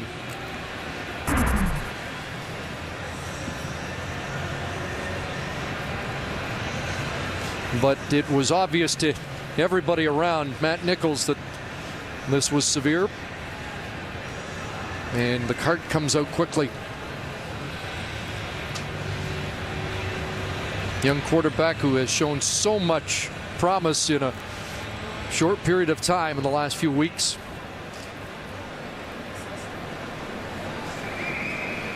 And had given the Eskimos a shot of adrenaline here in this third quarter. Now both teams, a little prayer for Matt Nichols. Hope that he's not injured too bad. I mean, it didn't look good at all. They're putting a soft cast on him to stabilize it right now. And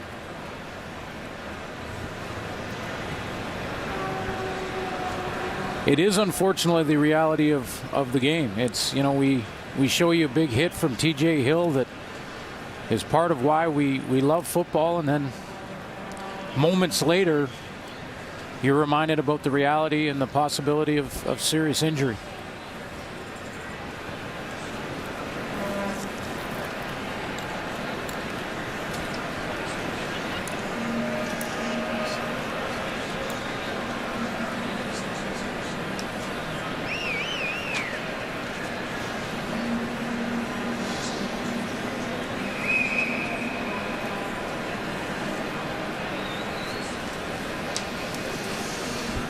Didn't take long for the medical staffs from both teams to get out on the field, and they will endeavor to get Matt on the cart. We'll step out and be right back.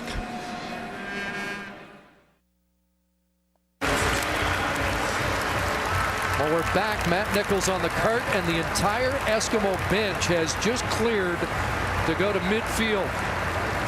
That tells you something about Matt Nichols, and it tells you something about this Eskimo team. To a man out there. Well, and as soon as he got on the stretcher, he waved to show everyone he was okay. I mean, obviously seriously injured, but wanted to make sure, and his teammates were right out there by his side immediately, and a lot of Argos that went to pat him on the back.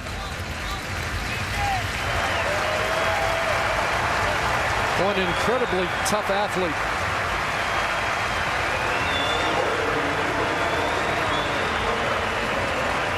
So Matt Nichols' season is unfortunately over.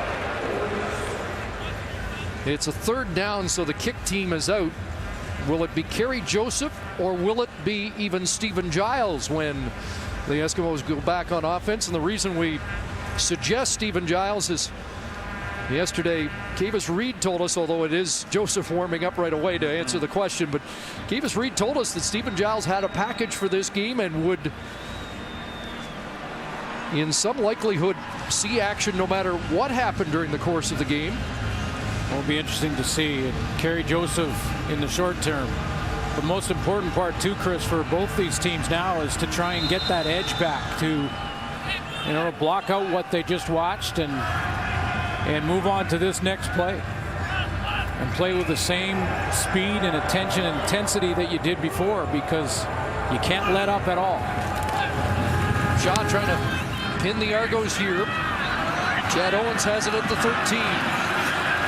And he gets corkscrewed down about the 16-yard line. Just a 3-yard return after a 45-yard kick. Again, it's a 21-point Argo lead, and Toronto will start deep in their own zone. 16-22 for Ricky Ray. One touchdown rushing the football as well. One of the key plays for this Argo offense that sparked them in the second quarter was when he took off and ran on a broken play, trying to pass it. The pocket broke down a little bit. He took off, took on some hits. And when he made that play, it really grabbed some momentum for his football team. Into the hands of Cackert. And he has 4. He completed 68.6% of his passes in the regular season for over 4,000 yards. And that completion percentage, 2012, was a Toronto Argonaut record. 72.8 in this game. Scott Milanovich saying if they could give Ricky Ray enough time, he'll be 70% efficient every game. Second down here. Underneath, it's Maurice Mann on the crosser. Gets away from another, and finally leveled by TJ Hill, but Mann's become a valuable asset in this Argo offense today. 13 more for Maurice Mann. And he's taking advantage of the accuracy from a quarterback who throws the football that catches itself as he comes across on this crosser. And look at that, in stride. I know that's just about a 8-9 yard dump pass over the middle. A real high percentage pass, but he puts it right where Maurice Mann can do something with it.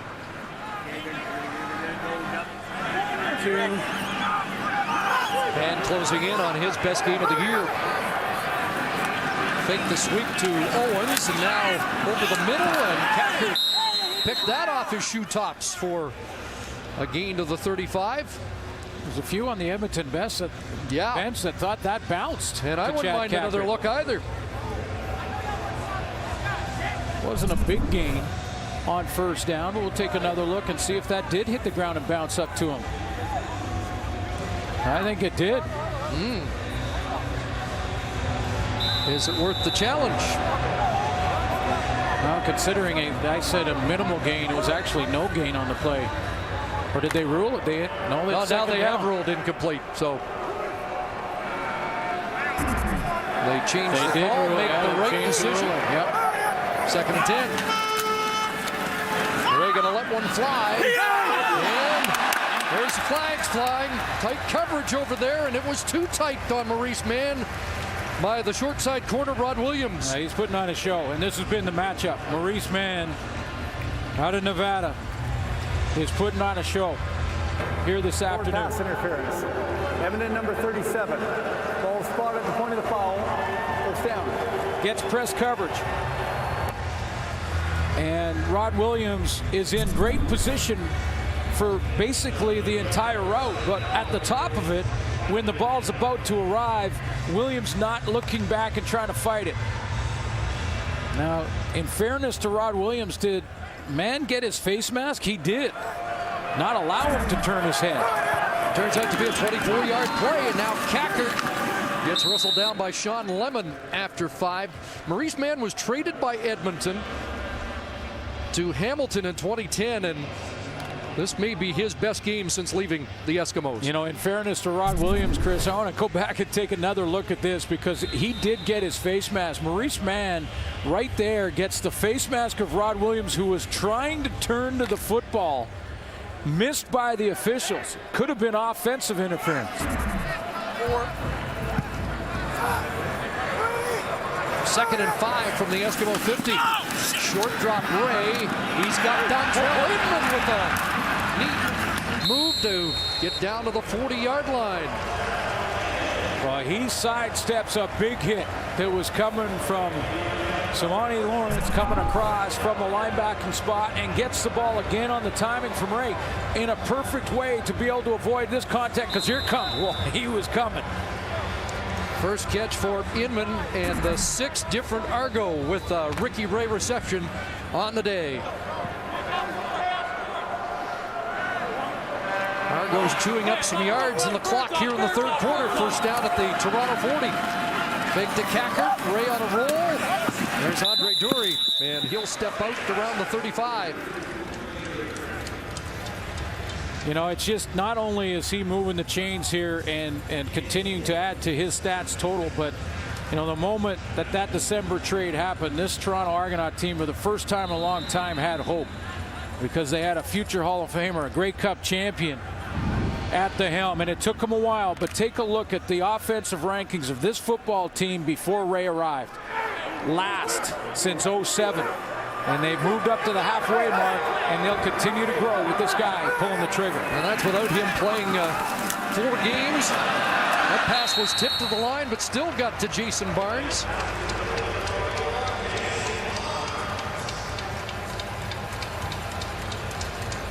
Well, you can see how he's spreading it out. I mean, Dontrell Inman gets involved. We haven't seen much of the ball in Andre Dury's hands, but that's probably next. There's the tip at the line of scrimmage, but still completed, and this time Jason Barnes. 3rd and about a yard and a half, and once again Scott Milanovic sends out the kick team. This time it's the field goal group. Swayze Waters looks at a 39-yarder that would make it more than a 3-touchdown lead.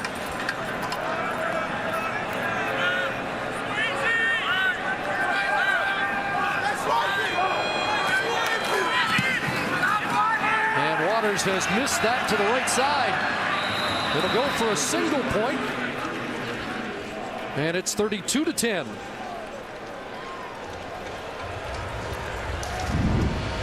Our sack tally brought to you by Pure Later, tackling hunger across Canada. BC Lions are waiting one more week and will host the Western Final, as will the Montreal Alouettes. You can see them in the top 4 in the CFL. Calgary will play Saskatchewan after our game here in Toronto.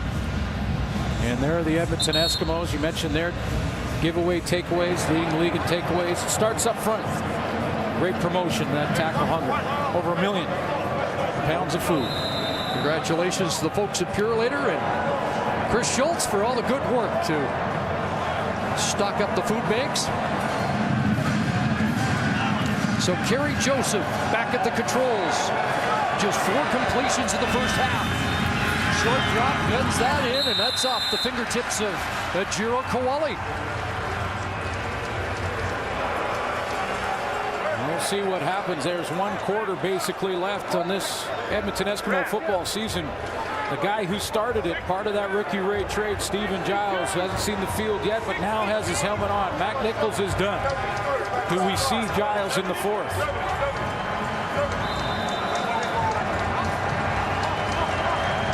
Giles, such an intricate part of the dynamics of the Ricky Ray trade.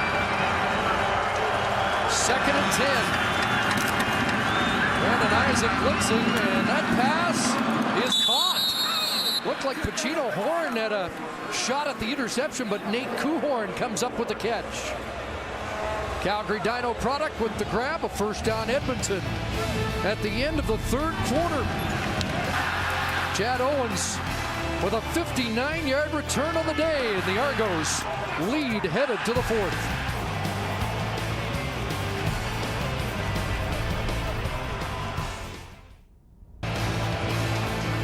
Third quarter stats are brought to you by Intact Insurance, your home, your auto, your business. Intact Insurance, your back. Take a look at the numbers through 45 minutes in this Eastern semifinal. Ricky Ray has taken control from the 2nd quarter on through that 3rd quarter. That 1 drive that was ended in a missed field goal, but that 1 drive lasted over 5 minutes. He's got a great grasp of this Scott Milanovic offense. Bodes well for this Argonaut team. And a real tough break for Matt Nichols, who seemed to inject a little bit of life in the Eskimos in the 3rd quarter. Now back to Kerry Joseph, maybe Stephen Giles. I wanted to go back to something Scott Milanovic mentioned yesterday. If things went according to Hoyle for the Argos, he'd like to be conservative with his decisions in a lead, and we've seen that in this 3rd quarter. Oh, absolutely. I mean, when you have a big lead like that, you want to give the opponent any momentum. Kerry Joseph scrambling, and now he'll take off. And Joseph will run across midfield, get a first down, and he gets punished by Kowali as 5 tackles 5 after a 12-yard run. Another, great job of field management from Scott Milanovic. When you talk about those decisions, Chris, he had a couple of 3rd down and a yard or shorter in that 3rd quarter. Probably could have gone, might have in a different circumstance, but with a nice lead. Makes the Edmonton Eskimos play on the long field, having to put together 10, 12-play drives to come back, and they have to look at the clock now, too. No Eskimo has caught more than 2 passes in the game. First down, and mixed up. Corey Boyd went the wrong way, and that kind of has been the type of day it's been for Corey Boyd. I'm surprised that he's on the field, to be honest with you, Chris, and, with all due respect to Kavis Reed, who's done a good job. Corey Boyd did not know the play when he got out there. You could tell by how Kerry Joseph, watch Joseph has to turn around. Now, Corey Boyd doesn't know what to do, so Joseph turns around and has to tell him the play.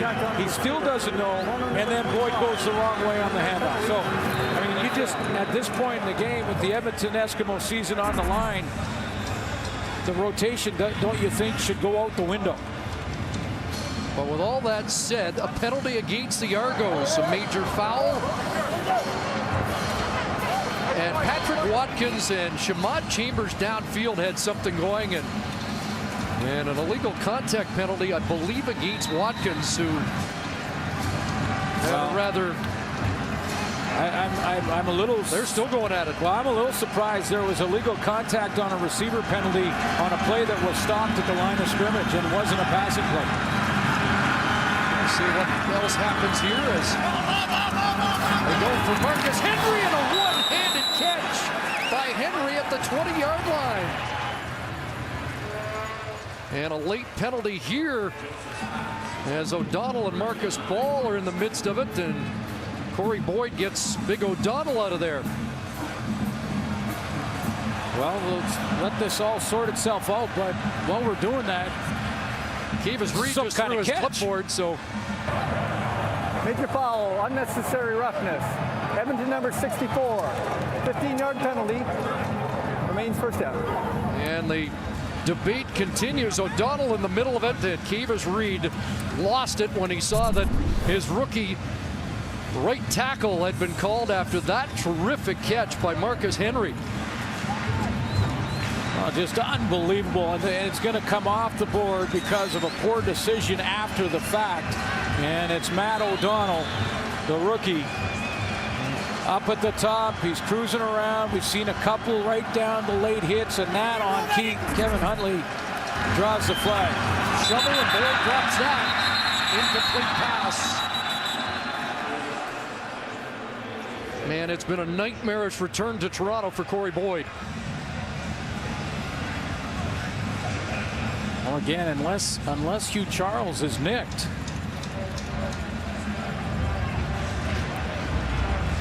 And he has not been talking to any trainers on the bench. In fact, he's got his helmet on now on the sideline. Just put his helmet back on, you're right. And I'm just a little surprised. It's desperation time for this Edmonton offense, and their biggest playmaker of this game has been Hugh Charles. 2nd and 25. Joseph rushed and tripped up, and Ricky Foley will finish him off. Marcus Ball got that first. Foley cleaned it up.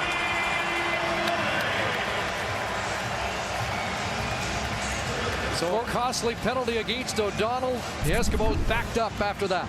Corey Boyd had to try and pick up two that were coming off the edge, one being number 6, Marcus Ball. He's going to come quick. He takes the inside one. Foley cuts him down. Ball gets the trip up right there, and then Ricky Foley cleans him up to get the sack.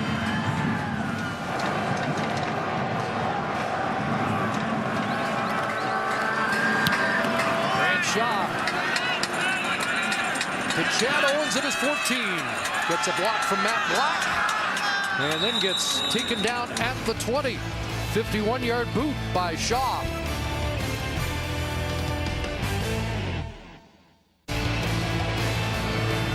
CFL on TSN is brought to you by GMC Sierra. We are professional grade.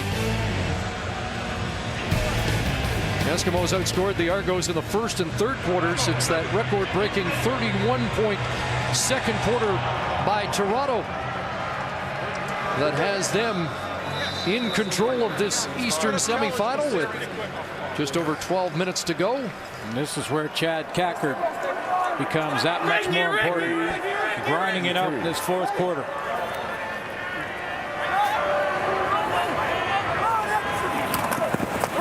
There he is on cue. Gets stacked up at the 25 and pushed back. This time we want to extend our condolences to the family of Tom McKee. Tom, a tremendous broadcaster in the 60s and 70s who took part in many Grey Cup telecasts. Passed away this past week. Russ Jackson spoke at his funeral. Again, Tom, a terrific broadcaster and producer in our business. And our thoughts go out to the McKee family. 3-3.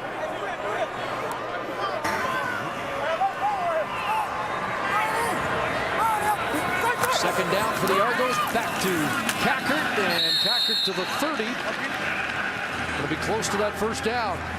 Huge passing grade so far in this game for the offensive line for the Toronto Argonauts. I mean, this is a team that hasn't had a whole lot of praise when you talk about their O-line. That's had some changes up front. They lose their left guard, Wayne Smith. And a lot of people thought that what was an offensive line that was trying to kind of find its way all season would be hit hard by that injury. But they knew they have enough weapons that if they can keep Ray on his feet, open up some holes for Chad Cackert, that they could put some points on the board, which they have done. And most importantly, Ted Laurent and Armando Sewell have combined for 12 sacks on the interior of that Edmonton defensive line in the regular season. And the interior of that O-line, have we talked much about them? We haven't seen them much in the backfield, and that is saying something because the O-line for the Argos said those guys are a load. 3rd and inches, Jarius Jackson in, and he'll plunge. Simone Lawrence came over the top, but Jackson didn't need much, and looks like he got it. And again today, J.C. Sherritt not able to go. And you wonder, wow, how big that is in the great scheme of things for the Eskimos. And there will be the case study. There will be the example used from now in the future. And I'm not suggesting that it was a bad decision or second-guessing Kavis Reed allowing him to play in the game that didn't matter in the standings to get the tackle record. And the play that aggravated his ankle. But you can bet that in the future, coaches that are going to rest players will cite this case and say J.C. Sherritt couldn't play in the playoffs because he played in the game that didn't matter in the standings. Big to Cackert. There's Andre Dury, and he is able to fall forward close to another first down. Andre Dury missed 4 games this year, still finished 3rd among Canadian receivers, and had he stayed healthy the whole season, he might have been the Eastern nominee as top Canadian. Terrific year for Andre Dury. And just sky's the limit for him. You know, and in fairness to Kavis Reed and the decision for J.C. Sherritt, just to finish up that thought, Chris, was, you know, Scott Milenovich made a similar decision with Chad Owens and allowing him to play in the final game so that he could get that record for combined yards. So, you know, I understand how important it is in the league history and the tackle record for Sherritt. They're working on Owens right now on the bench. And short yardage, Jackson. 2nd down plunge. The Argos are going to try and grind down the clock here. And suddenly that short yardage team more efficient than it was early. Fumble the first time they tried it.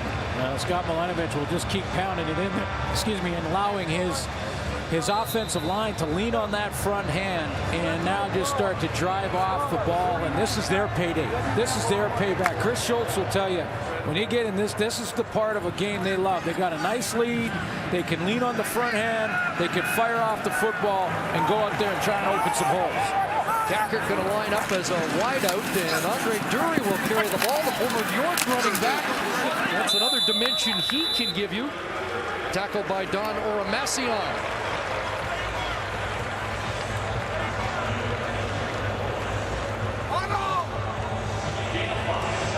Now the Edmonton Eskimos defensively, with their season disappearing here, have got to start tackling the football, ripping it out, the second guy in, try and create a turnover.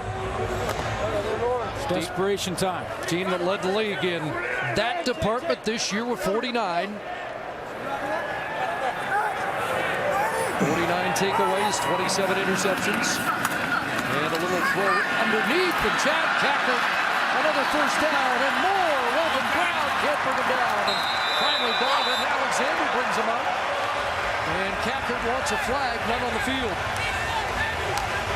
The design of this offensive play is absolutely perfect, and it's just almost impossible to defend. And this is the type of system that we've talked about all year from Scott Milenovich, as Cackert is going to be in the middle here. He is going to be the screen guy here, but watch the options as he runs this play. Look, Drury's out here. They've got to defend that. Dump it in the middle to Cackert. Receivers down the field. It's just spread the entire field out, and the defense is almost impossible to defend. 28 for Cackert. Back in his hands again. Left side and down to the 32. When Corey Boyd was released by the Argos, he was the leading rusher in the league, and there was an outcry from fans in Toronto. How could you get rid of Corey Boyd? And Chad Cackert has answered that question today, hasn't he?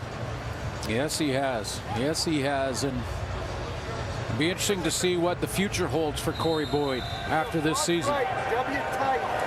Struggled here this afternoon. Cackert with 116 yards from scrimmage on the day. 1 and 2nd and 8. From counter to Cackert, and he'll get stuffed short of the 30. It'll be 3rd down. A reminder, the 100th Grey Cup playoffs continue immediately following this game, the Western Semi between the Rough Riders and Stampeders. Rod Black, Dwayne Ford follows as this game ends on TSN and TSN Radio. I'll tell you, this field goal team will come out here for the Argos on 3rd down. But another 5-minute drive, mission accomplished, pounding the ball to Chad Cackert, little Andre Dury, moving the line of scrimmage. The time clock now is all that matters for Toronto. They just got to run out the next 6 minutes. Another long drive, mission accomplished. Waters missed his last, trying to recalibrate here from 38 out. This one nailed.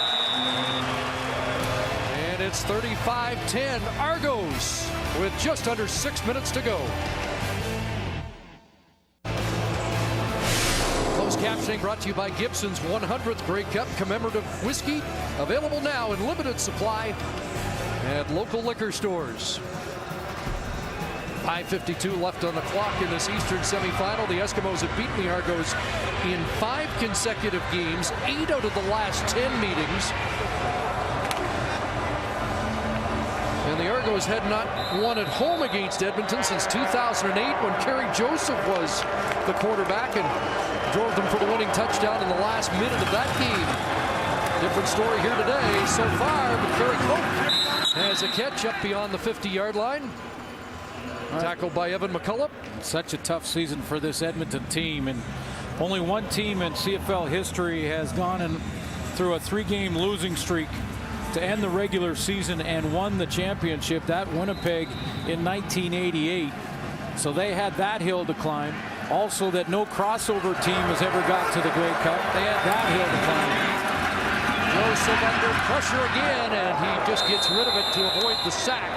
Matt O'Donnell, the right tackle, out of the game after 3 penalties here tonight or this afternoon. Dylan Steenbergen now in at right tackle on that offensive line. It'll be a tough lesson to learn for Matt O'Donnell. You know, who does have a bright future, but did not have a good game because of a couple of the decisions he made that took plays off the board. Although after that second quarter, this team's been in a major hole. 2nd and 10. Joseph guns it and has a completion and a 1st down. And again, McCullough on the scene defensively. The catch made by Marcus Henry. Edmonton 7-11 after an 11-7 season last year. 6 losses by 3 points or fewer. Well, that Labor Day series alone really turned their season. Missed field goals, the difference in both of them. On the final play of the game. Yep. Pressure again. Joseph gets away and takes off. We expected to see away. What a big hit at the end of that. Robert McCune unloads, and that'll draw 15 more.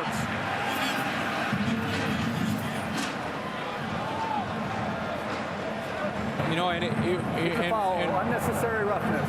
Corner number 45.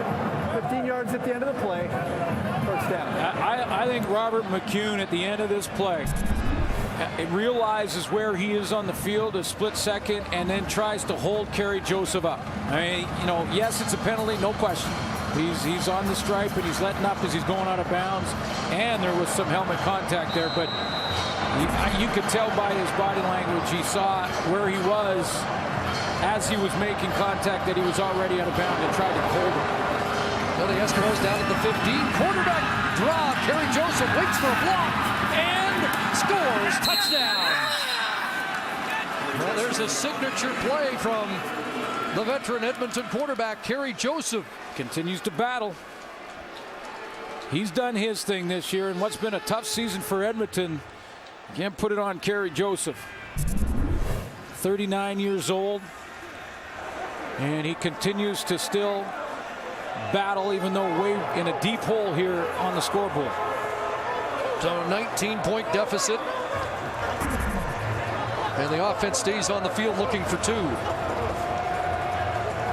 Trying to get it down to 17 points. I was going to mention earlier, we expected, Kerry kind of foreshadowed it in a discussion with it yesterday, we expected to see him run the ball more in this game than we have seen. Over 100 yards in the Grey Cup game in 07 and in a playoff game in 07. Looking for 2 here, open man, and they've got it. Fred Stamps has 2 more. 17-point Argo lead.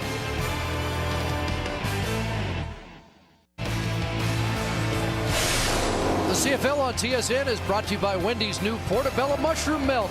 Wendy's, now that's better. And by Rona, proud partner of the Canadian Football League. And it's 8 teams. Hands team on for the Eskimos.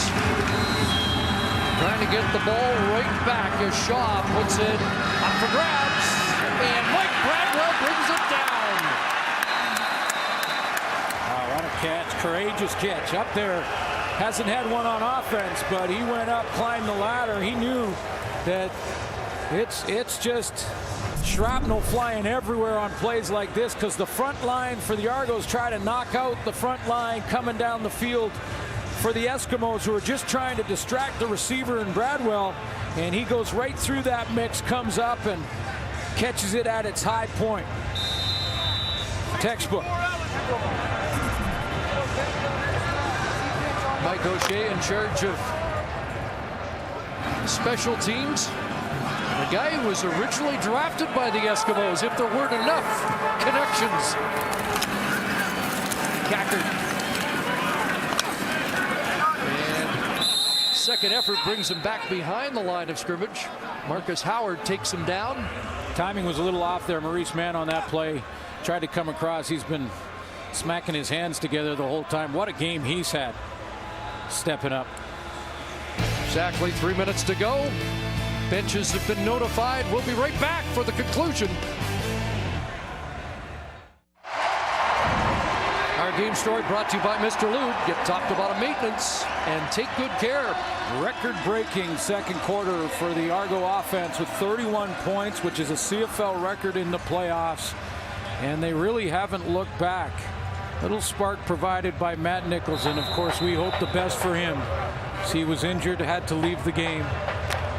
And a big Chad Owens return for a touchdown. Didn't have a return touchdown on the regular season despite all the yards, and that was a real momentum grabber as well. Second and 14 for the Argos. They swing it out. Andre Dury's got it. And Dury turns the corner, lowers his shoulder, and he's close to a first down.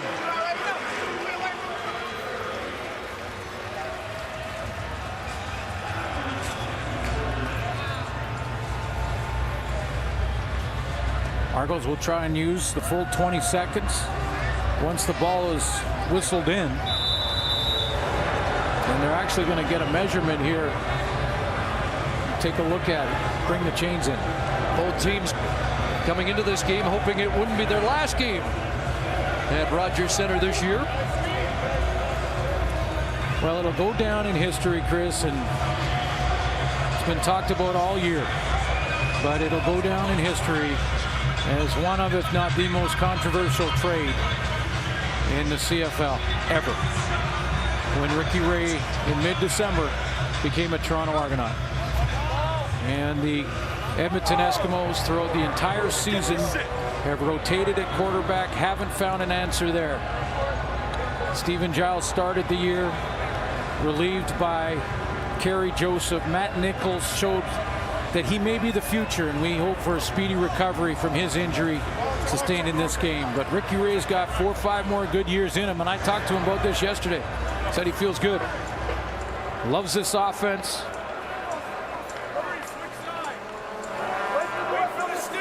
And although the numbers aren't as big as they were in the last 2 regular season starts for Ray, just seems like he's more and more comfortable in this offense with every game experience. There's Jackson plunging for another first down, but it will be one of the most tumultuous seasons in Eskimo history, starting with that trade and last week the firing of general manager Eric Tillman. You had Kavis Reed take over as the offensive coordinator halfway through the year. Corey Boyd was added to the roster, then deleted, brought back. A lot of things have happened. Tough season. Just so much controversy swirling around this team, mostly off the field, but certainly football operation decisions, and tough to bounce back from. Jarius Jackson will stay in. He's going to finish up here with just over 2 minutes to go. And Chira Koali at fullback, and he's the lead blocker for Cackert. Left side, turns the corner, and it's a touchdown.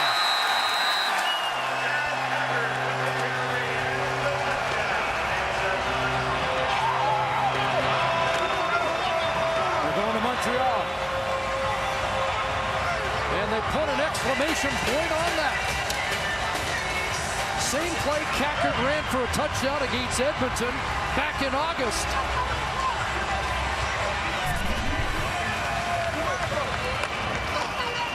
Check out the acceleration and speed. Outruns the angle. TJ Hill was in perfect position, and he just bounces that. And that sprint to the end zone seals the deal. 15 carries, 88 yards for Chad Cackert. Waters the extra point. And the Argos, who had 43 last week, have 42 on the board in the playoff game. The unsung heroes, or maybe just flat out the heroes for the Toronto Argonauts, have been their offensive line. And I would show you Mark Parento come out of here from the guard spot on this pull. Watch him get out in front of Chad Cackert, 57 right here. And look at him open up an opportunity. So it's a one-on-one on the linebacker. Chad Cackert makes TJ Hill miss. That's a big block by a pulling guard. They have done their job up front here in this game against a very dominant. Have we even mentioned Marcus Howard's name in this game this afternoon? Ted Laurent, Sewell, Brandon Lang. This has been a dominant D-line, and that O-line shut them down in this game. And that was concern number one for the Argos coming in. Jeff Keeping and the company have answered that question. That's all after all.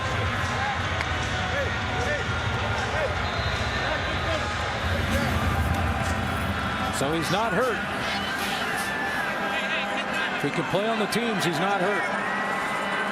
That's been a real puzzling one for me. Sure has. Waters downfield, Weldon Brown inside his 5. And Ricky Foley at Chamboulet will wrestle him down at the 30-yard line. Minute 53 on the clock. Kerry Joseph at the age of 39. You wonder how many more times we'll see him. Told me yesterday he was inspired by Damon Allen, who played till 43. Thinks he's in good enough shape to keep playing into his 40s. He's a great team player, you know, a great guy in the room, a guy that can almost be another coach for maybe a young Matt Nichols next year, who really looks like he could be the future for this team at that position. Did some great things at the end of the season. We hope for a speedy recovery for him. I don't think this is the real question. What is the future for Stephen Giles? Not sure there at all. But one of the most puzzling decisions in this game for me have been the decision by Kavis Reed to play Corey Boyd, who clearly was not having his best game, not close, and taking Hugh Charles out of the offense as much as he did in this game this afternoon. Charles kick-started the offense, a 47-yard run in the first quarter on the opening drive touchdown by the Eskimos. Boyd a fumble, which turned the game on the final play of that opening quarter. There's a catch for Shamad Chambers, one of the bright spots in his rookie season for Edmonton. I'll tell you what, for this Toronto team too, Chris, I've been so impressed with Scott Milanovic in his first year as a head coach, is how he has stepped up and made some very, very difficult decisions early in the year that are paying off the back end.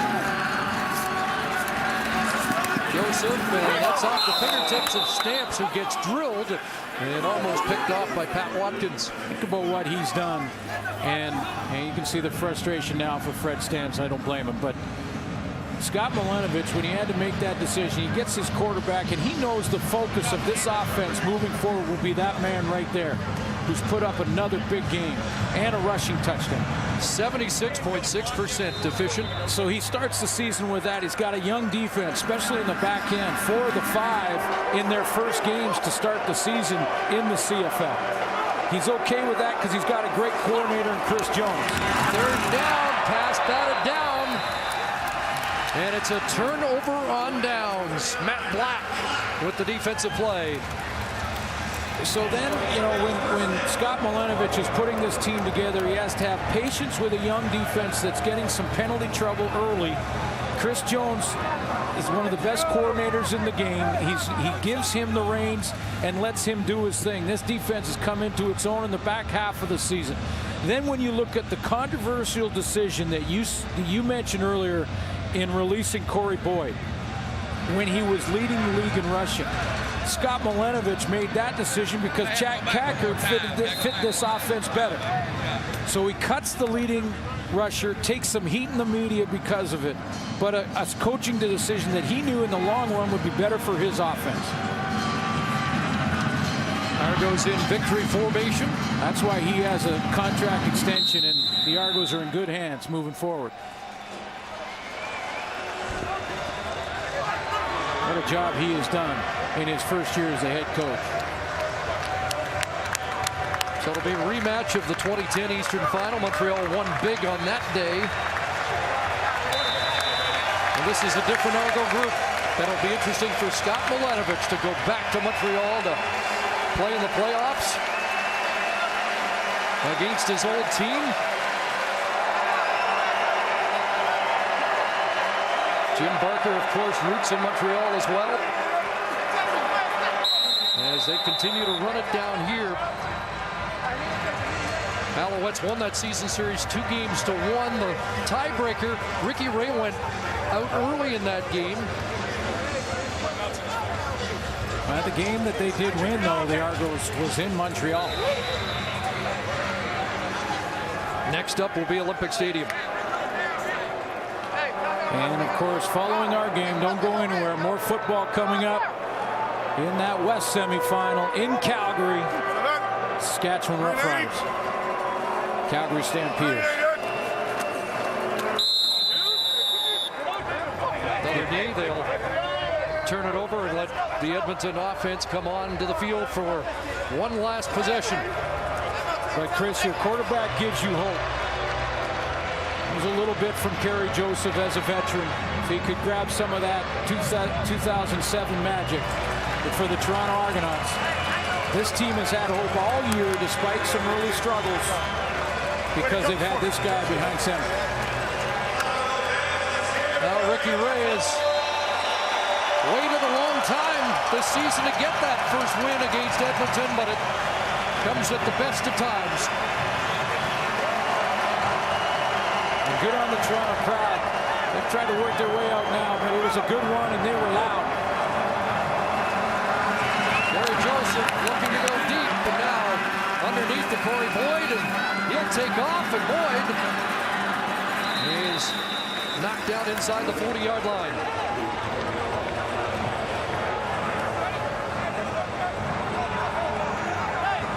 Says his game's more suited to the CFL than the NFL.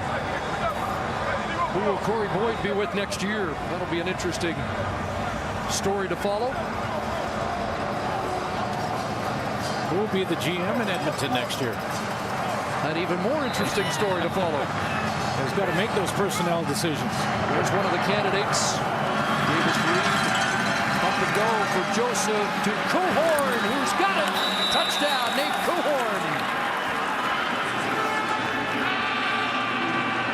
38-yard strike from Joseph to Cohorn, but the celebration is on the Argos sidelines.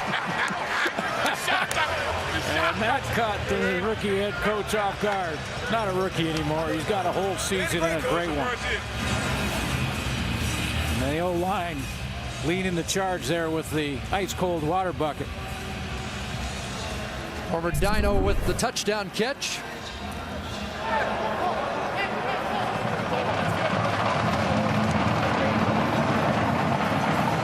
Look better in the box score at the end of the game. Well, if my math is right, the Eskimos won 3 of the 4 quarters. So that 31-0 second. And a 2-point convert for Kerry Koch. 42-26, 23 seconds to go, and although it seems academic, does Kavis Reed extend the day with the short yardage team again? Or the hands team on the short kick?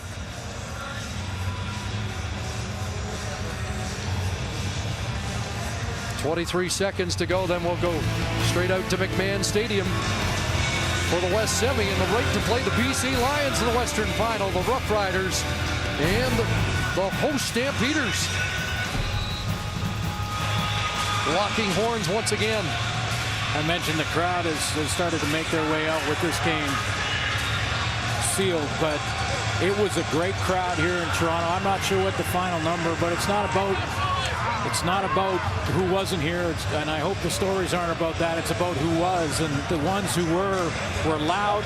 Chad Owens at halftime talked about how they were feeding off the momentum. It was great atmosphere. I know that's talked about quite a lot here in Toronto, but it was a great crowd here this afternoon. Did a good job of pushing their football team and helping them out seal this deal. Shaw again to put it up for grabs, and Bradwell there to bring it down, and he gets punished, but holds on to the football. Kai Stewart unloaded on Mike Bradwell, and give Bradwell credit. Yeah, I'm not sure he even saw it because he looked like he relaxed a little bit thinking he was going to be fine coming down, and then took the hit, but look at him react quickly to make sure he seals the deal and then just gather himself. Still they'll take a knee or two more to finish this off. And the fans, one more salute behind the Argo bench. Toronto teams won a playoff game. And that are words that haven't been spoken around here in some time. One more snap from Keeping to Jackson. Boy, and it sets up a great Eastern Final. And in this Toronto team with their offensive weapons, a coach that knows Mark Trestman very well, and vice versa. There's Chris Jones, two of the architects of a team that's on its way up.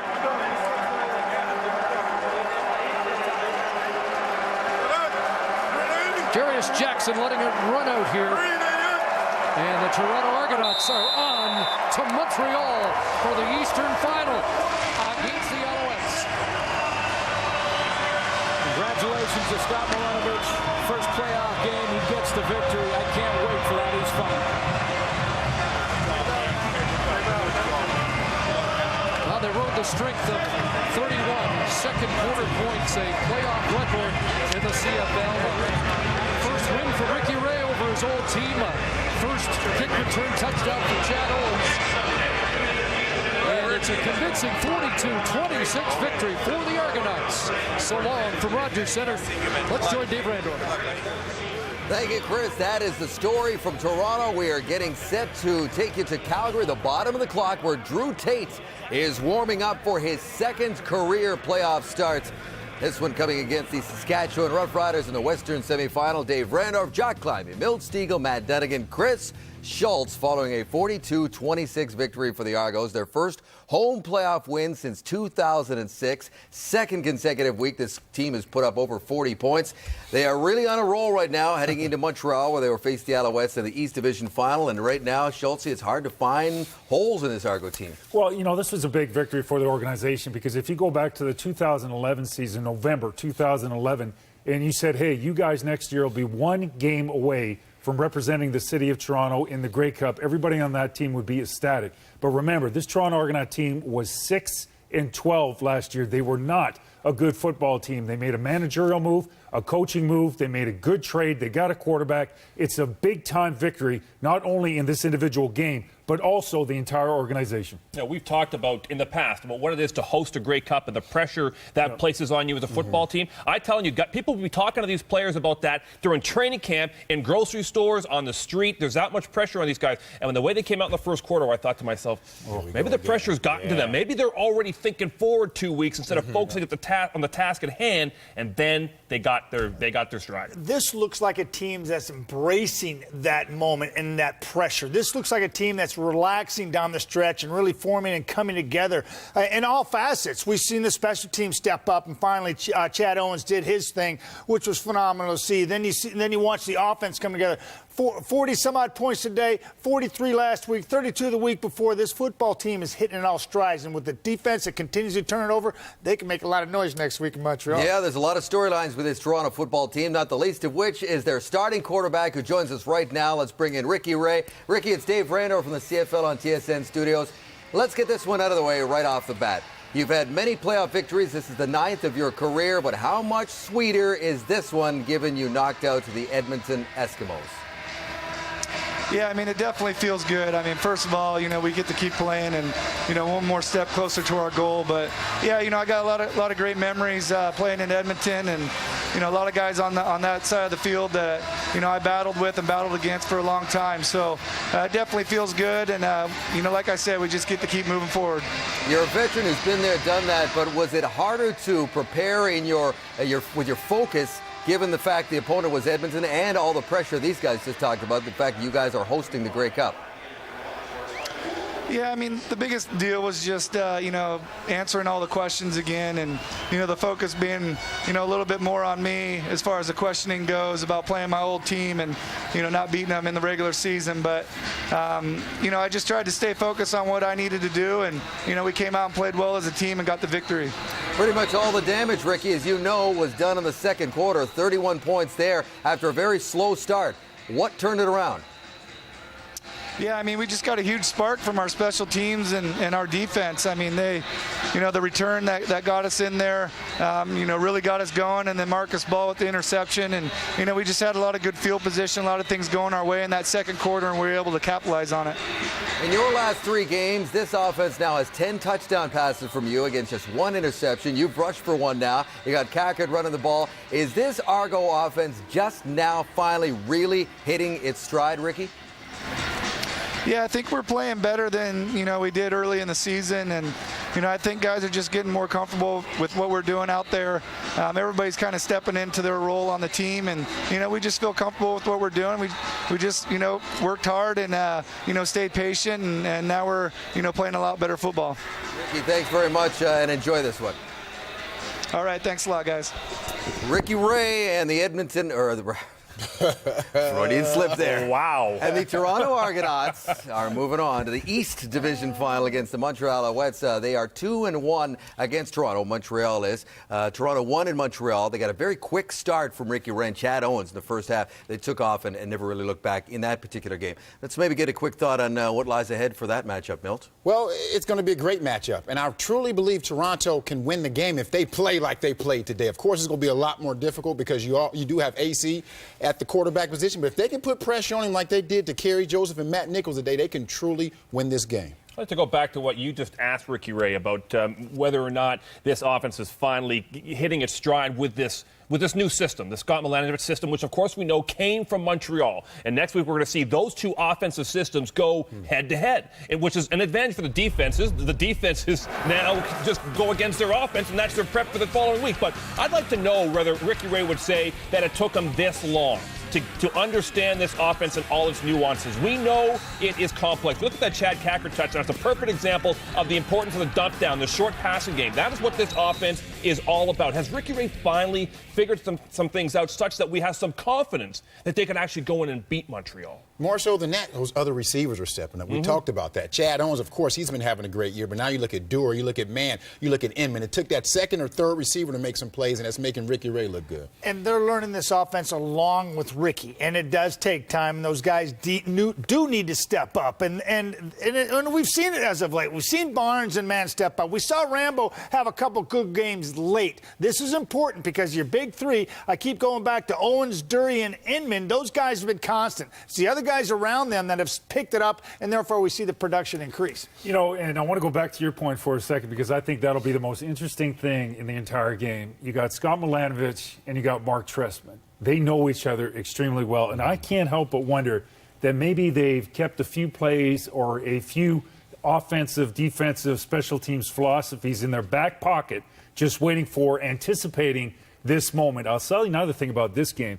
Everyone should learn in football, single plays change entire games. That Chad Owens special teams return, everything changed after that. Yeah, Scott Milanovich got a contract extension this week. I'm wondering if he signed it a week too early. Yes, he did. The price could have gone up, but I'm sure he's quite happy with what he got, and they will look ahead to the Alouettes. We will look ahead to the Stamps and the Riders. That is Game 2. Western semifinal is on deck.